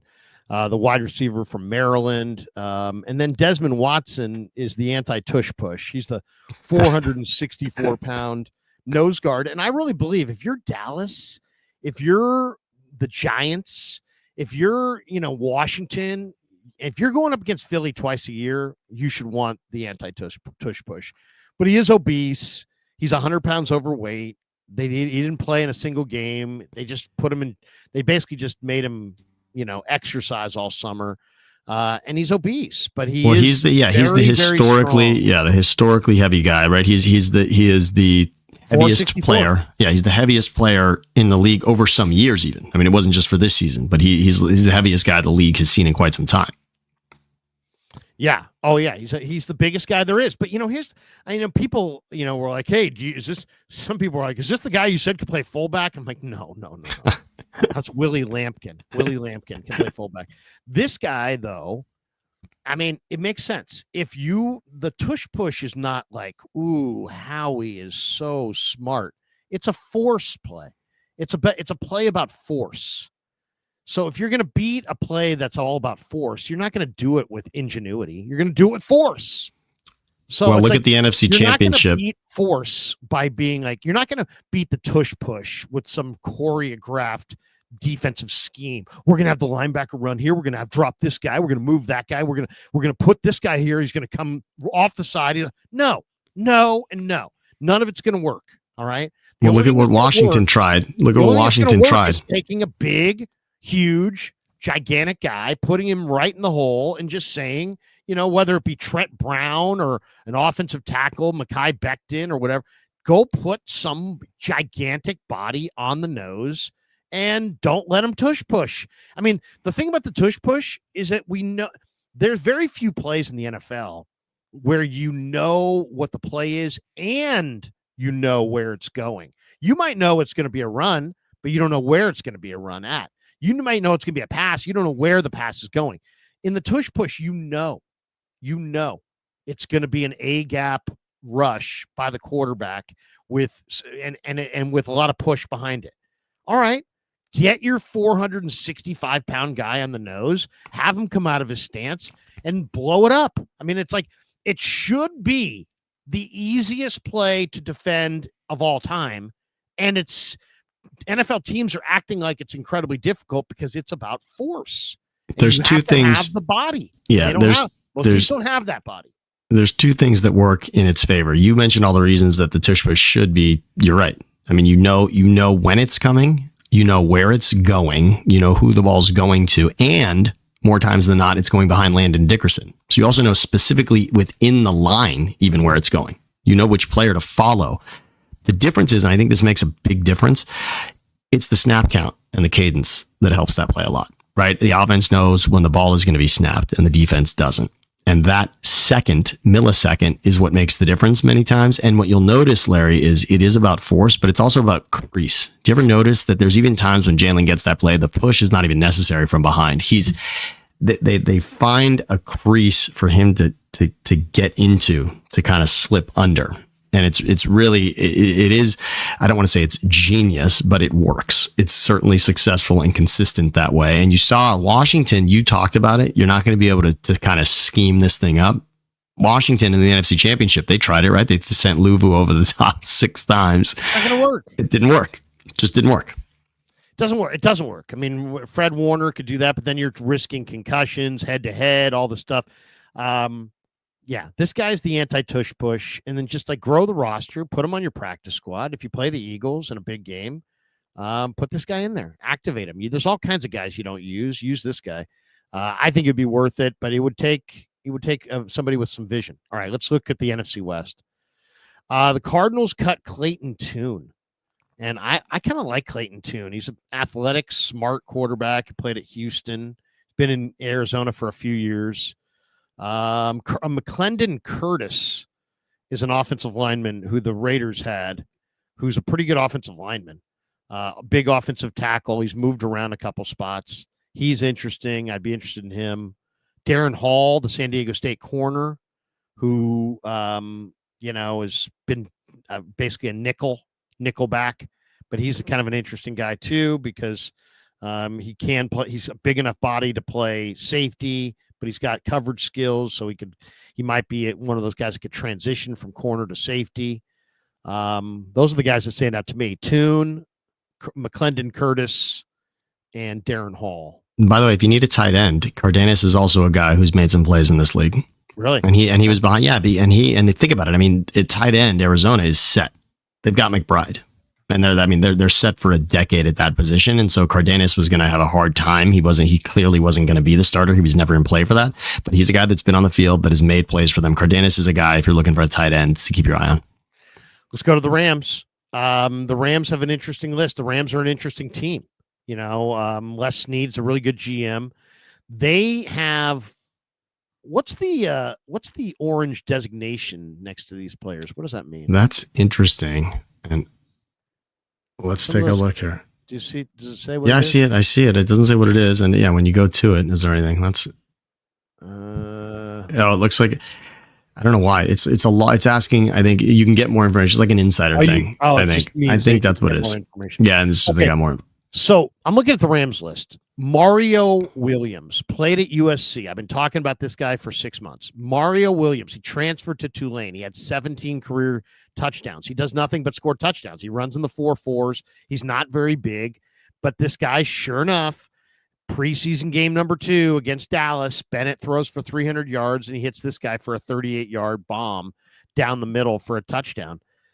Last year, the Rams took Cody Schrader off the Niners and kept him all year. I would pay the Rams back. This is the guy that I want. Mario Williams, the receiver. This guy is a rookie, but he's ready to play right now. And the Rams, for whatever reason, aren't keeping him on their roster, but he made plays in the preseason. I saw the Rams games in the preseason. This guy made plays. I kind of like Anthony Torres as well, the tight end from Toledo. We had him on the Krueger show leading into the draft. If you guys remember our conversation with Anthony, really good guy, a little bit older prospect, had some injuries. He's more of a developmental practice squad guy, but Mario Williams is an outstanding rookie receiver. I think the Rams made a mistake here by putting this guy on the waiver wire. Well, this is really probably more about, this is more about what they have at that position. As I just mentioned with the Cardinals and tight end, that was going to be tough to crack. And the Rams at this point, from a wide receiver standpoint, I mean, again, this is a team that told Cooper Kupp to walk. So they were obviously feeling pretty good about their receivers, and they are. Right now, I mean, they're set. I mean, depth behind it, I don't know. But when you look at tandems in this league, obviously the Rams are set at wide receivers. So anyone they cut at that position means it was going to be tough for them to make the roster anyway. So it's worth that second look. And you mentioned that last year you had these teams not exactly trading, but a guy that doesn't make the roster somewhere ends up somewhere else. And within division, that's great. And he'll love that. He'll have a chip about the Rams letting him go as well, especially because he did put on tape for them what should have said. If this was Hard Knocks Rams and we were watching Mario every week, we'd be stunned that he was cut. Niners have made more cuts. Stone Blanton cut, according to the Chronicle. Derek Canteen cut. Dallas Flowers cut. Tariq Owens cut. And Jeff Wilson Jr. cut by the 49ers. Now, I'm a little surprised by the Wilson cut. That's Brian Robinson, right? I mean, that's just because Brian's there. I predicted this. I mean, I shouldn't say I'm surprised. I predicted this last night that Wilson would get cut. Why? Because Jeff Wilson was out on the street all off season. Anybody could have had him. Every team in the league that thought about signing Jeff Wilson has already thought about it and considered it. I watched him in practice. In practice, he fell down 5 times. Oof. Generally, that tells me the guy's legs are shot, okay? And it obviously tells the 49ers the same thing. But then he looked good in the game. And I started to think, okay, maybe Jeff Wilson can make this roster. But then when I started looking at the roster cut down, it really came down to, do you want to cut Jordan James or do you want to cut Jeff Wilson? And who's more likely to get through waivers? So I had the Niners going with 5 running backs. Juice. Here's the 5 running backs. It was Juice. Let me double check here. Obviously, Brian Robinson, McCaffrey, those 3. So I had the Niners going with Garendo. You're forgetting Garendo. McCaffrey, Robinson, Garendo, Juszczyk, and Jordan James. Yeah. And then cutting Jeff Wilson. Why? Because Jordan James is going to get picked up and Jeff Wilson isn't. So now you can put Jeff Wilson on the practice squad because nobody's going to pick him up. So this was an obvious one to me. Yeah. Once Robinson came over, that was, I mean, and by the way, I sent you and I were looking at a wide receiver tandem list, or I was, and I want your opinion on it. But the running back tandem list, I wondered, the Niners now would lead a running back tandem list for sure. You're talking about the best 1-2 punch at running back in this league. I mean, Detroit's going to get a lot of votes at 1, of course, but Montgomery and Gibbs. Yeah, but that's, I think the Chargers, when they have Amari on Hampton and Najee. Yeah. Well, who's their other back? Don't they have another back? Yeah, they do. And we saw a lot of him on Saturday, but Najee's obviously the guy that's going to get in there if his eye is okay. Yeah, but no, they got another guy I think that's even better than Najee. Najee might be done at this point. I mean, Vidal. Obviously, Vidal is a guy that they like a lot too. Vidal. Yep. Oh no, Raheem Sanders. Yep. Dude, Raheem Sanders is the guy to get. If you're a Charger, if you're playing fantasy, go get Raheem Sanders. Why? That's a great point. Because first of all, this is going to be one of the NFL's better running teams. They're going to run no matter what. They're going to run behind a really good line. Harbaugh loves to run. Najee's got injuries. Vidal is decent. Hampton's a rookie. They got Hassan Haskins as well, but they ran in the game Naheem Miller-Hines. Yeah, a lot of them. But Raheem Sanders is 6 feet, 225 pounds, and fast. So he is your fantasy sleeper for those of you who play fantasy. But that's the other name on here that I want to just look at is by the way. So Andre Dillard is another guy, Larry, that just is fascinating to me from where he was. I mean, this is another number 1 overall pick who had plenty of promise. Eagles drafted him. You know, I mean, we thought it drafted him in a position that they are very good at. They have an excellent coach in Stoutland on the offensive line, and Dillard could never, he just never stood out in that group. And I was surprised. I thought a change of scenery. I thought he was a classic candidate for change of scenery and then figuring it out. And here it is, not happening again. I wonder how much the guy loves football. He's a good pass blocker, but he sucks as a run blocker. So, I mean, if you're a team like the Niners that wants to run the ball a lot, Dillard probably wasn't going to be a good choice. I mean, they blew it. The Niners blew it. They had DJ Humphries. They agreed to a deal, and then they backed out of it, and he went another place over money, I'm sure. And then they said, "Well, screw it. We'll just go with Dillard. Dillard can't play dead." Now got hurt, basically played a couple practices. So they got nothing. They got Burford and they got Pleasance, and Burford and Pleasance aren't good. So they're in a real world of hurt if they lose a tackle. All right, let's look at Seattle. Seattle hasn't done anything. Seattle's got Jarek Reed here. That's it. Yeah, that's it for Seattle. There's no other list that says that Seattle's made cuts. There's nothing that I see here. Yeah, we're an hour and 12 minutes away from the cut down. So teams like Seattle, John Schneider's playing his cards close to the vest. He hasn't announced who he's going to cut. All right, so there you go. One more, Larry, just one more for a sexy team in a sexy position. But Deuce Vaughn, the running back in Dallas, is cut. Which is hilarious because he was a great player at K-State. Yeah. His dad is a scout for the Cowboys. they made a huge to-do about adding this guy. And it was like, I was laughing when I saw it because I'm like, does anybody know that this guy's like 5'5"? I mean, this is a small, tiny back. Dallas didn't even have good backs. And that guy's like 5'5". Look, and you don't love that you do not love that room for the running backs in Dallas, and I keep trying. Oh, look, I think Moody has been cut, by the way. That's interesting. But I was going to say Jadon Blue is a guy that the Cowboys fell in love with this preseason, and you had said that was really their only chance. Yeah, but by the way, Jeff Wilson released by the Niners. I don't know if. And are we getting confirmation on the Moody thing, by the way? I haven't seen that. I haven't seen it. Yeah, this might he might be cut. Let's see. I can't imagine. I mean, I'm seeing it in the comments. I just want to make sure that I don't know. That seems wild. He's not cut. Yeah. The Dolphins are signing Rasul Douglas. The 49ers, 49ers were interested in Rasul Douglas, but Miami offered more money and a bigger role. So that's interesting. So the Niners are looking for corners. Here's a name that I didn't realize. The Chiefs have cut offensive lineman Esapole, who played at Wazoo. I like Esapole. He's an offensive tackle. That's a good one. You know who else got released today by the Panthers? Hunter Renfrow. Oh, would the Niners be interested in Hunter Renfrow?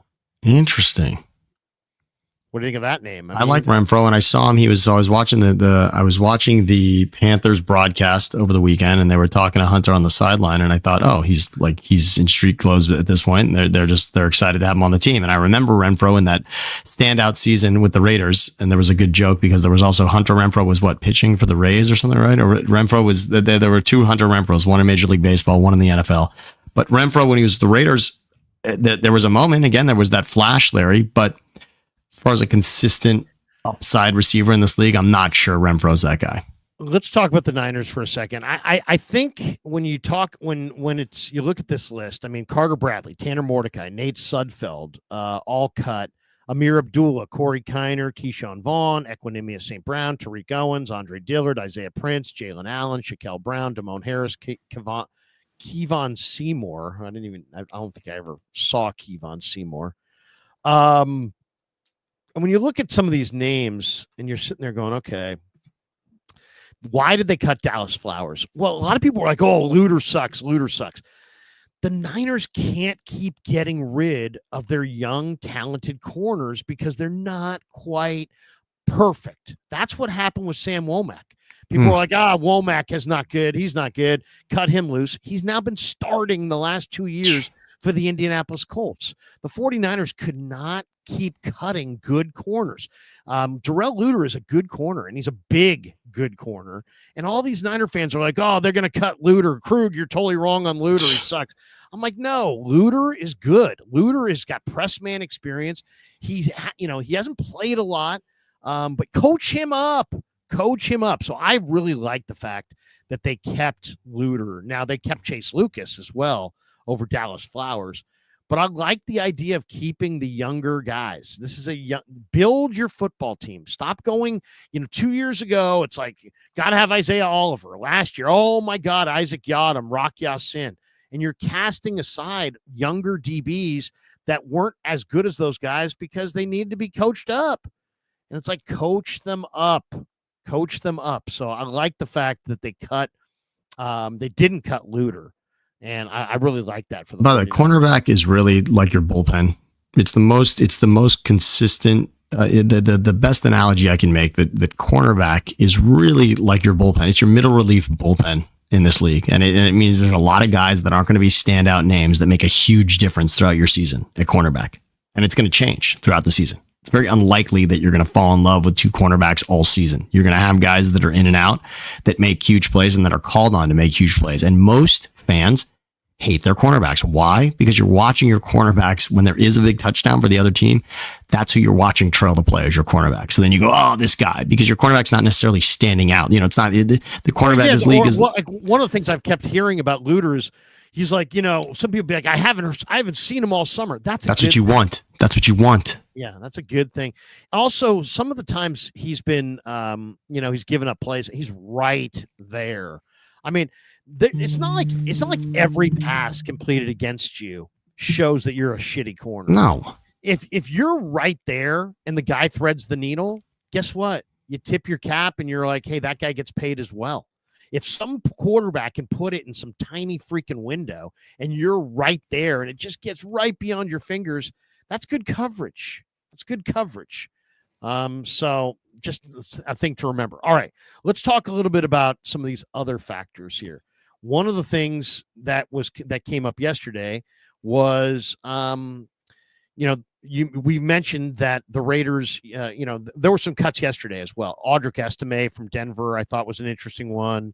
Dan Skipper was another one that was surprising with the Lions, the offensive lineman. But let's talk about the Raiders shopping. There's two trades that might become the Niners' way. One is the Raiders are shopping Jacoby Myers in a trade, and the Niners were interested in Jacoby Myers, and they have this thing going with JJ. I think the JJ thing is done.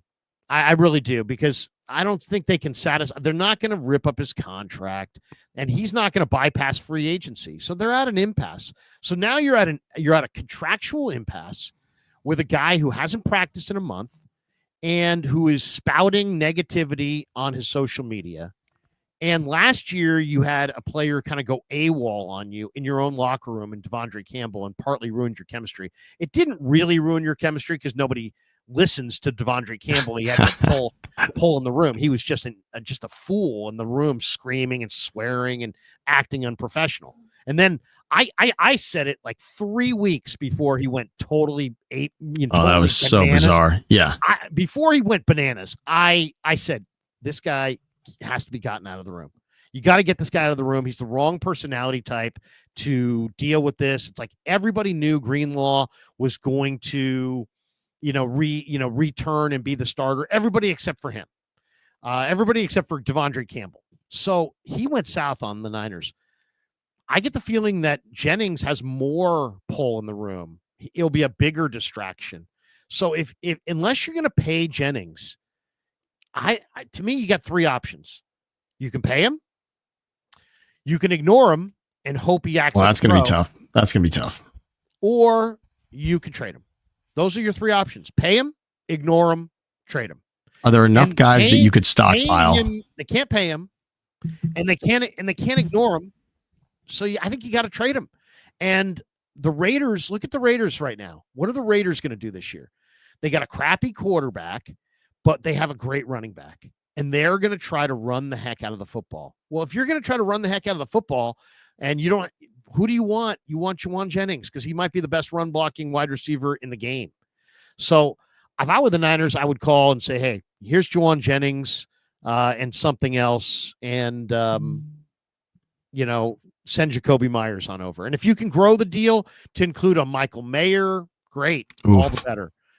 Sounds like they may want to move him. If you could grow the deal and include another receiver, Trey Tucker, where you got, JJ and a pick for Trey Tucker and Jacoby Myers, something like that. Because the Niners need multiple receivers. They really do. But those are your options. So, Sammy, what do you want to do? He's a very powerful presence. I'll tell you right now. He's loud. He's a presence. If he's pissed, it's not like it was going to go unnoticed. It's going to cast a pall on the entire room. So you can either break precedent or set a bad precedent and rip up a contract. You can try to get him to sign beyond this year, but I don't think that's futile. There's no way Rosenhaus is bypassing the big payday in March. Or, you can ignore him and just hope it all goes away. But as Billy Beane once said, hope is not a strategy. Or you can trade him. So what do you want to do? I'm a Juwan Jennings. I'm the person that stands on this hill and says, make it happen for Juwan Jennings. And I've said that. I've stuck with that. I feel like Purdy and Jennings have a real connection, although Purdy and Pearsall looked good in the preseason as well. And not that you don't need more than one receiver with a connection with your quarterback, but I think that Jennings already has it established based on the guys that were missing last season. Over the course of the season, Jennings really found it with Purdy. That's something you should capitalize on. I always tend to be a glass half full when it comes to contractual issues during training camp, because more often than not, Larry, what happens? These guys get signed and we never hear about it again. And I want to remind everyone, as much as Jennings could be, let's say, a quote, we'll use that word, cancer, Money changes that conversation quickly. If he feels that he has been done right, whatever we decide that number is, and right now you and I don't have to land on that number. If Jennings decides that his number is right, then that ends it. He's now a happier, different person. And is that enough? And I've said it numerous times. The guy that fucked this whole thing up is Higgins in Cincinnati. You know, you're a number 2 getting paid close to number 1. And now everybody just throws the scales off dramatically. But again, Higgins is a different kind of number 2. And of course, it helps to have Jamar Chase on the other side. But forget about that conversation. You just stick with the Niners. You can collect as many guys as you want, but Jennings could be a difference maker at that position. And I don't think any of the guys we brought up can be. I don't think Jacoby Myers is a different. Now, granted, what Jacoby Myers, what did he lead the league? What was it? Jacoby Myers, I think, led the league in led the league in a positive way in drops, right? Did he go the whole season without a drop? I think Jacoby Myers technically, right? Yeah. Pass. You know, here's the thing though. What if I told? I mean, that the only fault with your approach is you're not factoring in the rest of the room. He's not the only guy in this situation. Your starting right tackle is Colton McKivitz. Colton McKivitz is a free agent at the end of the year. He has, unlike Juwan, who has a contract and just decided to sit out all summer, and you can say he's got an injured calf, but his social media indicates that it's more than the calf. So, and by the way, if he's got if the Niners are not lying to us, and he's got a real calf injury, you're now giving extra money to a receiver who calf's a scary word because of what we saw in the NBA, by the way. But wait a second. He's had the calf since March. Yeah, calf's a scary word. Calf's a scary word because I'm just going to run down these. Scarier word. Achilles. Well, that's okay. I was going to run down these names, Larry. Anybody want to type in news right now on Damian Lillard? Okay, I mean, to type in that name and see what happens in regards to a calf injury. All the more reason not to sign him. Game 7 of the NBA Finals? What happened to a calf injury in that game as well? We had 3 significant, and Jason Tatum, 3 significant injuries in the NBA playoffs that were calf injuries that became Achilles. So that's absolutely brutal when you hear that. And if that's the case, or is this we're saying calf because he's not going to be on the field and we'd rather answer fewer questions about the contract and let's make it about injury? I mean, there's that possibility also, right? I'm just saying you're saying pay. And of course, Halliburton's the other name that I didn't say out loud. So Halliburton, Dame Lillard, Halliburton, and Tatum all were calf injuries turned Achilles. So just watch that. All the more reason not to pay. Why would you pay a guy an extension if you thought he was going to blow out his Achilles? It's brutal, and history in another sport tells you watch out. But I still there's you can't make these decisions in a vacuum, because what happens is you got chemistry issues. Your offensive line is going to lose their S if you reward the guy who sat out training camp for the guy who went to every single practice, blood, sweat, and tears, and battled on the line of scrimmage. But let me disagree. Let me right tackle, and you're going to say, nope, we're not going to take care of you. You're going to take your diva wide receiver who sat it out, and you're saying, we'll take care of you. The leverage, there will be repercussions. There's leverage for Jennings right now, and right now only. You're talking about Ayuk and Demarcus Robinson not starting the season. His leverage is right now. He's got the chemistry with Purdy. Kivitz has leverage. And Debo. Think about this from last season, right? I mean, not that Robinson was here. The Niners have no third tackle. He's got better leverage than JJ. This all changes. This changes in the end zone, Larry. The whole conversation changes for an organization. If you're in the end zone, if you're making Brock Purdy a better quarterback, no one gives a shit anymore. You don't think that the tackles make the? Of course I do. The only time Patrick Mahomes lost a Super Bowl is when he didn't have his starting tackles. Yeah. Yes. Patrick Mahomes just lost the Super Bowl last year. He got sacked 9 times. Yeah, and Tooney's and line matters. I think McKivitz has more leverage than JJ. He's just not using it against the team. This is an opportunity. In my estimation, for the Niners to make this right, and it's because it's just a need, Larry. This is just that they're in a bad spot at this position, and I don't know that any of the names we threw out there today, if you're going to stay with the present time and not roll it back 2 years ago, is there a name that we said today that makes it better? Is there one? And can you solve the one Jennings? If Jennings is out, do you solve it with one other guy, or do 3 other guys make that right? I don't know that I don't know that there was a name that came out. I don't think first of all, I think Jennings is a good but not great player. The stats show that. He's had 1 year.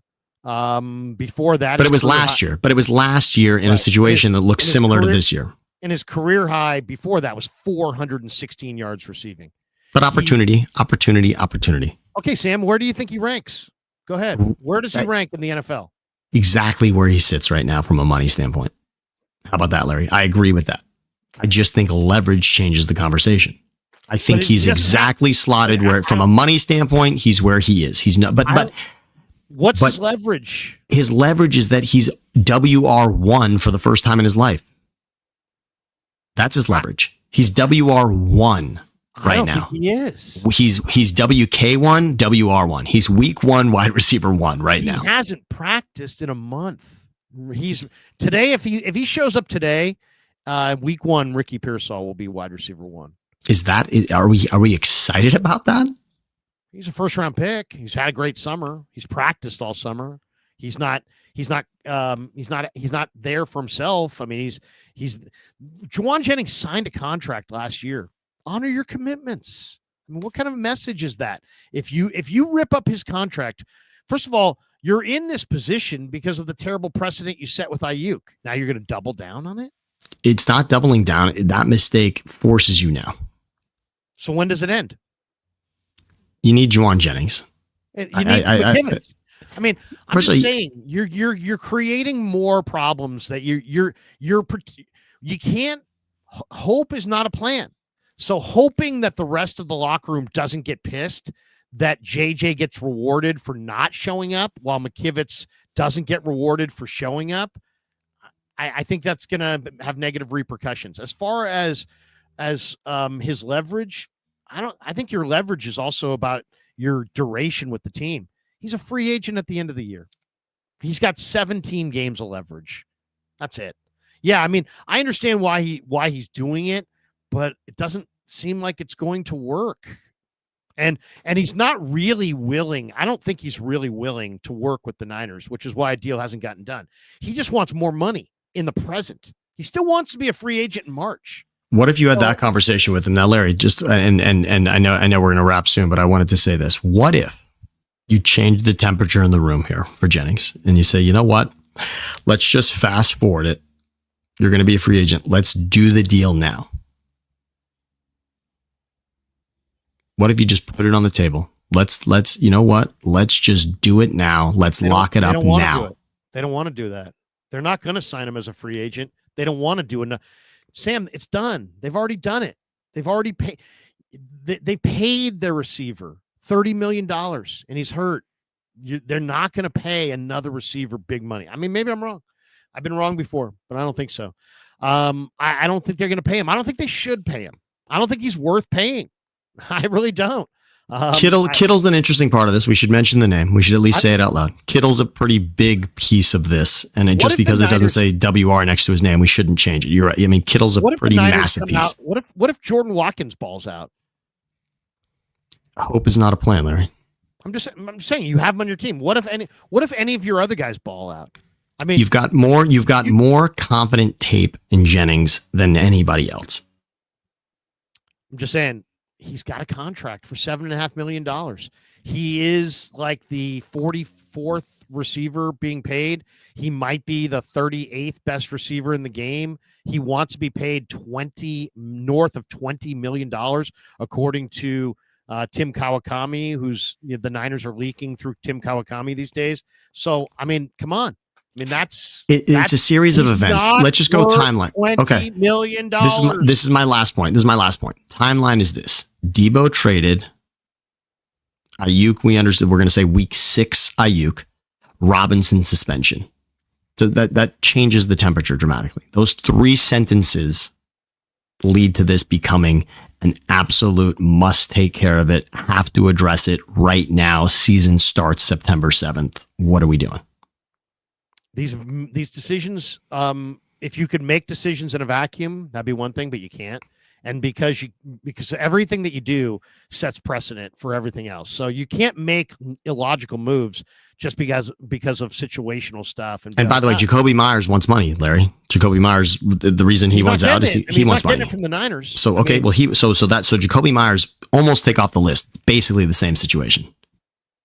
Yeah, I mean, but the thing is, he showed up, Sam. He's practicing. He's there. But he wants money. Playing. Yeah, he's basically there to say, "Where's my money?" Okay, but I mean, the Niners aren't necessarily going to give him that money either. I'm just saying, and I'm not saying they should, but this is an interesting one here, by the way. No, not that. Let's see, this thing's moving here so fast.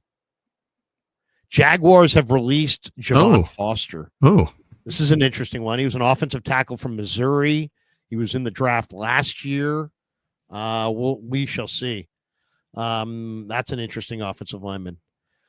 I just, I just don't think it works. I don't think it works. Let's hit some supers before we jet. By the way, Spencer. Yeah, Spencer. Yeah, good for us. This is pretty solid. This is a good lift, Larry. Spencer Rattler is the quarterback in New Orleans. By the way, he's QB1. That has been announced. Which I'll be there. I'll be there in New Orleans. Kev and I are going to New Orleans in week 2. That's awesome. You've been, right, Larry? You've obviously been. Oh, I've been many times. Kev's never been. Oh, dude. Okay, so Kevin had, without question. I mean, yeah, he's got to eat a po' boy, but it's the beignets. I still think of all the single bites I've had in a city that I can't get it somewhere else. Duplicating beignets from Cafe Du Monde, I still think is my number one in New Orleans. And my mom's from there, and my parents met at LSU, so I've done a lot of time. I think Du Monde is the one bite, and barbecue shrimp, because you think in your mind what it's going to be, but barbecue shrimp in New Orleans is a totally different dish. It's outstanding, but the beignets for sure. Did I ever tell you my beignet story? No, please. I'm ready for any beignet story. This is unbelievable. First of all, New Orleans is an incredible town. My son, I love him.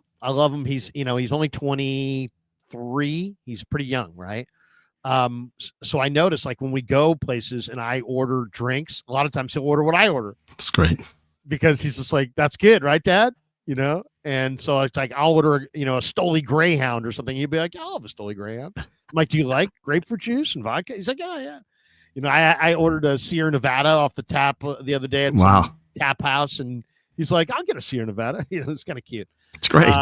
But I'm fired up to bring him to New Orleans. But so I went to New Orleans. I'm partying in the quarter. This is during the Niners Super Bowl against the Ravens, Harbaugh Bowl. All right. We were there for the whole week. All right. So, and my show was 9 a.m. to noon Pacific, which was 11. Well, that's 11 Central Time, 11. Okay. 11 to 2 Central, which I have to admit is the absolute greatest time. If you want to party in New Orleans, and you have to work, and you only have a 3-hour shift, you want it to be 11 a.m. till 2 p.m. Pretty solid, Larry. Like perfect, because you can drink all night. You can do whatever you want. All right. And we did. So I go out with the great Chris Townsend.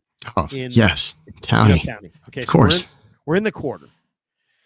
We're talking to a bunch of people. We're drinking shots. I forget. We're going from place to place. I lose Townie. Are you on Bourbon? I mean, I'm assuming you're on Bourbon Street. Down on Bourbon Street. I lose Townie. Now I'm by myself. And it's like 4:30, 4:40 in the morning. It's pretty good. Solid night for you. Okay, yeah. So I'm ready to call it a night, right? It's 4:45.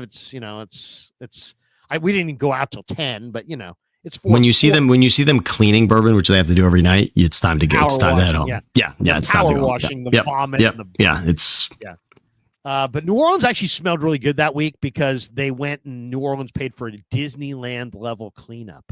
It was pretty solid. It was great. It was. What a beautiful week. Amazing. Yeah. I read the paper because we got there a week early. The mayor of New Orleans had paid for millions of dollars for the city to be cleaned up. And then 10 days before the Super Bowl, he walked through the quarter and was like, it's filthy. And they're like, well, sir, we already spent $2 million or whatever on the cleanup. And he's like, I don't care. This isn't good enough. And they went and they signed up for what they call Disneyland level cleanup. That's incredible. Which is almost like you can eat food off the ground. Disneyland level cleanup. Okay, so anyway, we're in the quarter, 4:00 in the morning, 4:30, 4:45, whatever. I lose Townie. It's just me. I realize I only have like $25 on me.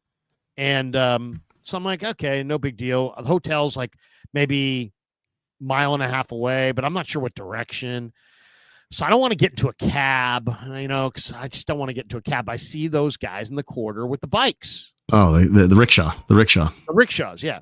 And the guy's like, hey, man, where are you staying? I'm like, we're staying at the Hampton Inn. Can you take me there? And I'm like, and he's like, yeah, absolutely. Get in. And I go, bro, let me just tell you the deal. Before I get in, I have $25 to my name. I don't have anything else. So I don't have a penny more. It's just me. So if we can't do this for $25 right with the tip, then if you want to tell me to go screw myself, that's fine. Because I don't want you to get mad at the end when I hand you $25. All I have is $25. Do you understand me? Right. You guys like, yeah, I got you. He's like kind of Cajun and Creole. It's great. Love it. All kinds of broken kind of. Love it. I get in the back. We start driving. He goes, hey, have you gotten a beignet from Cafe Du Monde? Yes. And I said, no, not yet. He's like, oh, you got to get some beignet. You got to, all this Cajun. And it's a good time, by the way. It's a good time. Beignet. And he's like, we'll stop at Cafe Du Monde. We'll get some beignets. I'm like, bro, did you not hear what I just said? $25. Yeah, are you buying? $25. Are you buying the beignets? Yeah, are you buying the beignets also? I go $25 is all I got. Unless you can take me to an ATM. I go, so he goes, that's all right. I got you. Wow. Okay, so now you met the greatest rickshaw driver. Wow. And I wonder if he's going to get you some coffee with chicory. Yeah. Okay. Yeah. A little nervous, right? So now we stop off at Cafe Du Monde. He runs in. Wow. As he's inside, the sky's open. It starts to rain. Wow. I do remember that it rained that week. Starting to rain. And it's New Orleans rain, so it's hot, still sticky and hot, but it's rain. It's February, so it's not humid. It's not super cold, but it's not cold, but it's not hot. It was just mild weather, but it's raining. Not a big deal. It's 4:00 in the morning. I'm drunk as a skunk. What do I care? Perfect. Guy comes out. He's got a bag. I can see the bag, and I can see the bag. It's a white bag, and you can see like light coming through the top of the bag. But so the whole rest of the bag's packed. And I'm like, Jesus, what is it? What is that? And he hands me the bag, and it smells incredible. It's warm on the bottom. And he's like, that's the powdered sugar. So they put powdered sugar. They put an entire bag of powdered sugar. Yeah, this much powdered sugar on top, right? Yeah, I mean, yeah. Tons. Yeah. Like, so much powdered sugar. So I'm like, oh, it smells great, man. But then I'm a little worried because he did pay for it, and he's like insisting that I have it. And I don't know that this is Cafe Du Monde. I'm not really sure what he did to it. I'm a little paranoid, but at the same time, I'm trying. Dude, it's 4:45 a.m. You might not be making your best decisions anyway, right? Right. But I didn't want to go down and just, I didn't want to, but whatever. I just said, then he goes, hey, you got to eat it now. I go, I'll eat it when I get back to the hotel. No, the bag is hot. You got to eat it now. No, the bag is hot. I go, really? He goes, oh yeah. And I'm hungry anyway. So he didn't have to, it didn't take a lot of convincing. So now I reach in, there's 2 square beignets in the bottom. And I reach down, I grab one, take it out. It's all covered in powdered sugar. Take a bite. I'm like, oh, that is so freaking good. That is amazing. I'm like, you want the other one, man? Come on. He's like, no, man, I have them all the time. That's for you. That's for you. Welcome to New Orleans. Welcome to New Orleans. And so I power down that one. I power down the second one. I'm like, that was awesome. Absolutely awesome. Now it's 20 minutes later, we get to the front of the Hampton Inn. So good. Okay. So good. And I see a flight crew walking out. Wow. It looks like because they're getting for an early morning flight. So they're walking out. And as I'm walking into the hotel, the flight crew goes like this, Sammy. They go like this to me. There you go. And then I walk into the hotel, and the guy who's vacuuming the hotel goes like this. And then I look over at the lady behind the counter at the concierge, and she looks at me and she's like, "Are you okay, sir?" Now she says, "Are you okay?" I go, "I'm fine." But out at the quarter, she's like, "Looks like you had a good time." I'm like, what? Yeah, it was a good time. So I have no idea what the hell's going on. Oh, this is great. I get upstairs to my hotel room. Get a mirror, Larry. Get a mirror. I walk into the bathroom. Dude, it looked like a powdered sugar bomb went off. Scarface. And the epicenter was my mouth. And it was like up here, here, in my hair, white, powder everywhere. It looks like I had the worst cocaine binge. Scarface in the plate, in the entire plate. It was like Scarface 2. It was like Scarface 2. I mean, I got it all everywhere. I'm like, oh my God, dude. Look at me. And it was the combination of the wind in the rickshaw, but the rain stuck it too. The rain, the wind, the powdered sugar. I was a powdered sugar bomb mess. Looks like you had a good time. And you're thinking, I did. I just had 2 amazing beignets, but you had no idea. They also thought that you were hanging out with Escobar all night. That is incredible, Larry.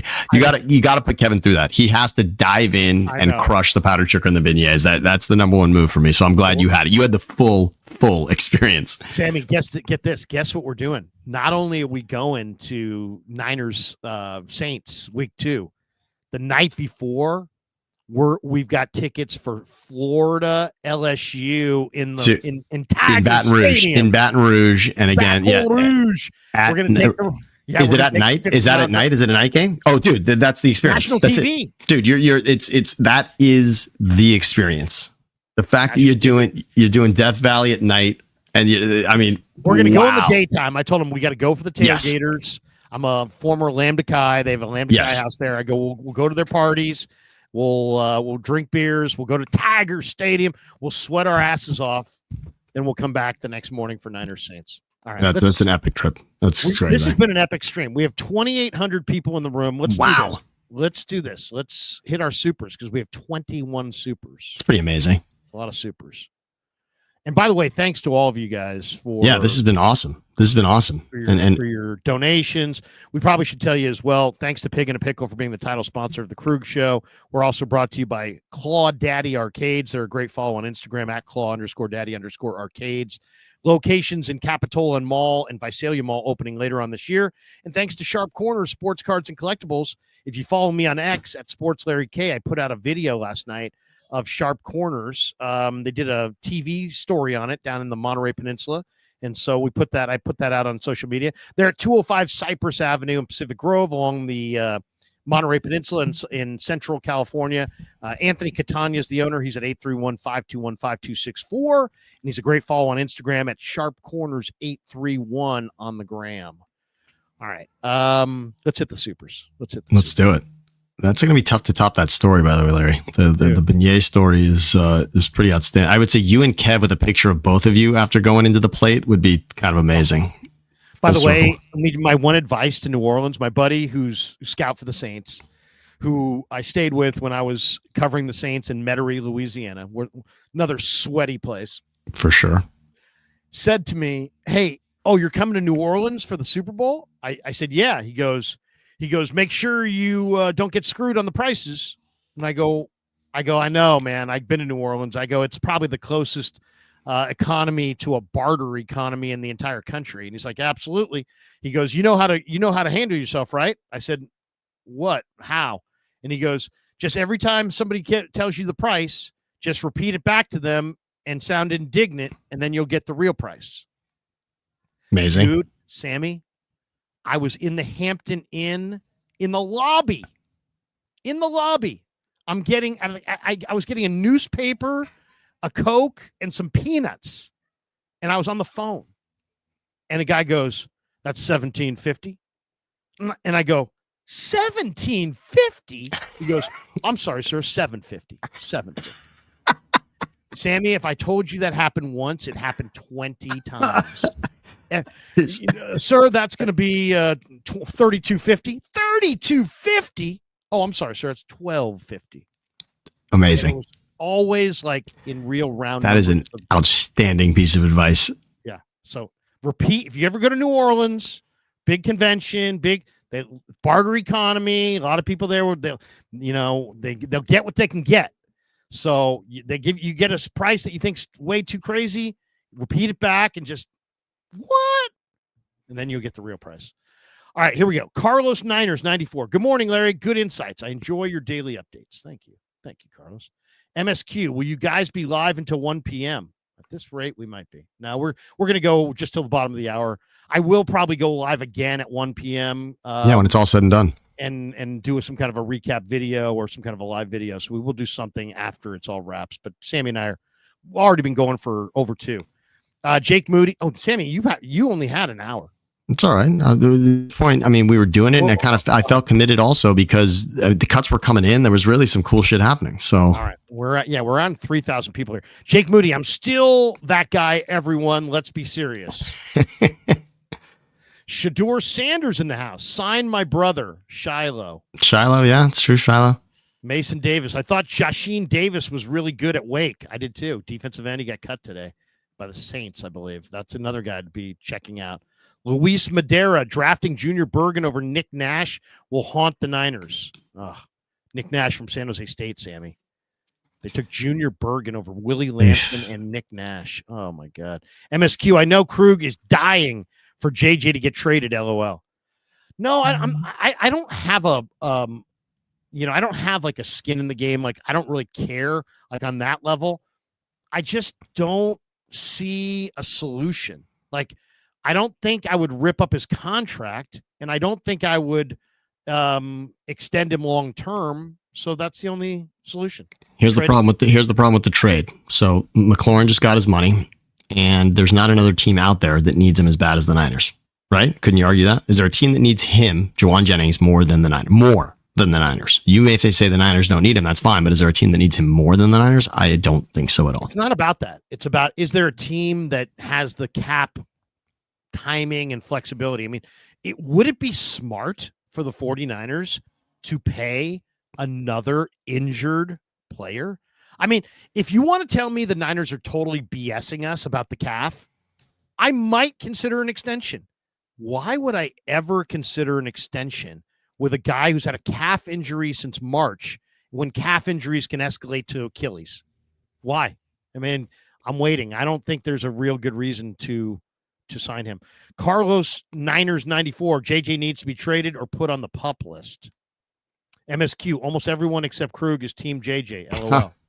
You're making good points. I mean, I am team JJ, but you're making fair points about, I mean, again, it's not our money, so it's tough sometimes to argue against the team spending money, but it's a worthy conversation. And I agreed with you on the most important point. He's slotted from a financial standpoint exactly where his play meets the other players in this league. It's not a lot of room for him to say, I'm so much better than the guys that are around me from a cash flow standpoint. It's just about your structure of the team for me. If they had told Ayuk no and traded him, then I'd be all about signing JJ. But they didn't. They paid him, and you can't pay everybody. Gold Tau, over under combined games for Trent and CMC. I'll say for Trent, over under would be 14 games. For CMC, I'll put it at 12. I was going to say 10 for Trent. I missed 7 last year, which was his career high. I know. I'm rooting for Trent. I mean, I was a Jason Peters guy, obviously, with the Eagles, and it feels the most similar to that situation. Jason Peters at the end was gutting it out there. He actually missed their Super Bowl run in 2017, but still had a lot left on the table. Trent's similar in that standpoint. I mean, Trent Williams, you could argue at some point was the best player in the league. I mean, Trent Williams is that dominant at that position. He would have played. I mean, just so people know, I mean, he would have played last year, the last 4 or 5 games. If it mattered. If it mattered, yeah. He missed 7 games, but in reality, the people around the team know he really missed like 2, and then they just were out of it. Silent says, be honest, Jennings is mid. You don't pay mid. That's well said. Joseph Hernberg, Niners will have the worst wide receiver room in the league. They have it right now. Yeah, right now. They have it right now. There are some guys out there that can help them for sure. Raheem Jarrett comes to mind. I mean, that's the guy that I think they ought to go after. Amongst others. Joseph Hernberg, if Jennings is your wide receiver 1, you're in a terrible spot. News, the Niners are in a terrible spot. Yeah. Tommy Black, the 49ers to trade JJ to make a statement. JJ is out of line. Also, Sammy, JJ is not wide receiver 1. Terrible take. Well, no, here, wait, time out. Sammy's I'm just going to go. wide receiver 1 now. Yeah, I'm just going to. How about this? Why don't we do this here? Let's say he's not wide receiver 1. Okay, here we go. Niners depth chart. Care to guess who's on there? Ayuk is listed as out. So, and then they list 2 lines of wide receiver, right? So Ayuk out. Demarcus Robinson suspended. Then you got Watkins and Robbie Chosen on one line. The next line, Jawan Jennings is the first name. Jawan Jennings is wide receiver 1. So that's just reality on looking up the Niners right now. Here's the thing. In the 1 year where Jawan actually was wide receiver 1 last year, the Niners won 6 games and they were 32nd in the league in wide receiver separation. It's fair. You can't pay that guy. You can't pay, or, you want to give him a minor little incentives this year, some nothing Sweetener. Little bump, Sweetener as we call it. Sweetener. But I would not change the base on his salary. I would not extend him. And if somebody wants him, I would trade him. Steven Draper, what yards? Wide receiver can carry 4 defenders 5 yards. He did, and JJ did that in probably his greatest play. MSQ, Sam is right, Krug. JJ is wide receiver 1 in my book and almost was Super Bowl MVP, and McKivitz is not. JJ, come on. He's probably saying, come on, Krug. Come on, Krug. Krug switched up on Debo and now JJ. It was JJ. If JJ, no, come on. That's stupid. And by the way, Debo, I would say this much. Debo is worthy of switching an opinion on. And I worked with a guy, Colin Cowherd, for years. One of my favorite statements from Colin. This happened in the room more than it did on the air, but let's not be right. Let's get it right. So you understand what that statement is? And it applies to a lot in life. So just because you have an opinion of something, if what you then see over the course of the next few months or years tells you that your opinion is a little less correct, why not then get it right? So you can say Debo's amazing. I mean, Debo last season, there was no greater mystery than whether or not Debo was going to be on the field last season. I mean, that was a rough campaign for Debo. MSQ, 2024 is very forgettable. MSQ, let me just say this so everybody can hear it. You're a jackass. My ball, Zach Ertz. Dante Johnson is available too. Deontay, but yeah, we said it. Deontay. Joseph Ernberg. MSQ is JJ's burner account. MSQ's one more comment like that away from being cut out of the group show, and I will do it, and I have done it. Corey Patterson. I've always wondered if and how often teams subvert the cap with the under the table kind of deals. Seems like now with things like crypto, it'd be easy. Not advocating. I don't know that anything is easy when it comes to hiding funds. No question about that. Is MSQ, is Corley the guy Krug to replace Debo? Interesting. Corley is not been good in the NFL thus far, but that's the kind of player that I think they ought to look at. He's a young, ascending player. Usually second-year receivers make a huge leap forward. It's possible he's not NFL, but that's a guy that I would absolutely look at. He's got a lot of similar capabilities to Debo. Gold Tau, drive-through daiquiris. Wow, New Orleans. That's great, New Orleans, yes. David E. Sebastian Valdez cut. Was he? MVS? Yes. No. No. Oh, sorry. No. No. Okay, sorry. I thought it was. Oh, wow. Let me just check it out. Check that. If Sebastian Valdez was cut, man, that would be very, very disappointing. Let me see. Yes. There it is. Yep. Sebastian Valdez cut. Just happened. Wow. Unbelievable. They cut Sebastian Valdez. This guy has had an incredible camp. He for sure is gone. Somebody will definitely pick up him off waivers. One of those teams that they just practiced against. I mean, Denver or the Raiders. I would imagine Denver saw him and will be like, oh, we'll take that guy. That one is disappointing. Sanja Leary says if he underperformed, would he give them some money back? No. Honor the contract. Otherwise, everyone can ask for a pay raise after a great year, and they will be screwed. Don't do it, Niners. I mean, the counter to this, Sanja, is, hey, look, if you have a bad year, you get cut in the NFL, and there's no guaranteed contracts. And I get it. That's true. That's why you sign multi-year deals. That's why you get bonus money. So yeah, there's no guaranteed contracts for a lot of guys in the NFL. It's a pay to play situation. If you're good, you keep playing. If you don't, you get cut. And the only guaranteed money is the bonus money. So I bet Sanja is Sonia, by the way. I'm going to say maybe that could be Sonia Leary. Could be. By the way, another thing before we go, I know I got to jump here, but Larry, one thing when we're talking about kicker and Moody, et cetera, one to keep out for. I can't pronounce his name, but the Browns now have a new kicker. So Dustin Hopkins is available. He was cut. Really? And the guy that is kicking for them does not have a vowel in his name. SMZYT, I believe is his name. So I'm just not even going to go there, but that's the kicker that they've liked. He kicked for them in their last game too, and he was very good. But Hopkins, who certainly kicked for the Browns very well, is out. That's interesting. Tommy Blacks is Pearsall's wide receiver 1. MSQ is an effing idiot. OT. MSQ, I am in the wrong. I'm sorry to everyone, and to you especially, Krug. I was inappropriate with my statement and regret saying it. Krug, I may need you to come to the house and talk to Levi. That's a quick turnaround there. That's behavior that is corrected. MSQ's been in the thing for a while, dude, and it really disappointed me when I saw that. I was like, you got to be kidding me. No, it was garbage.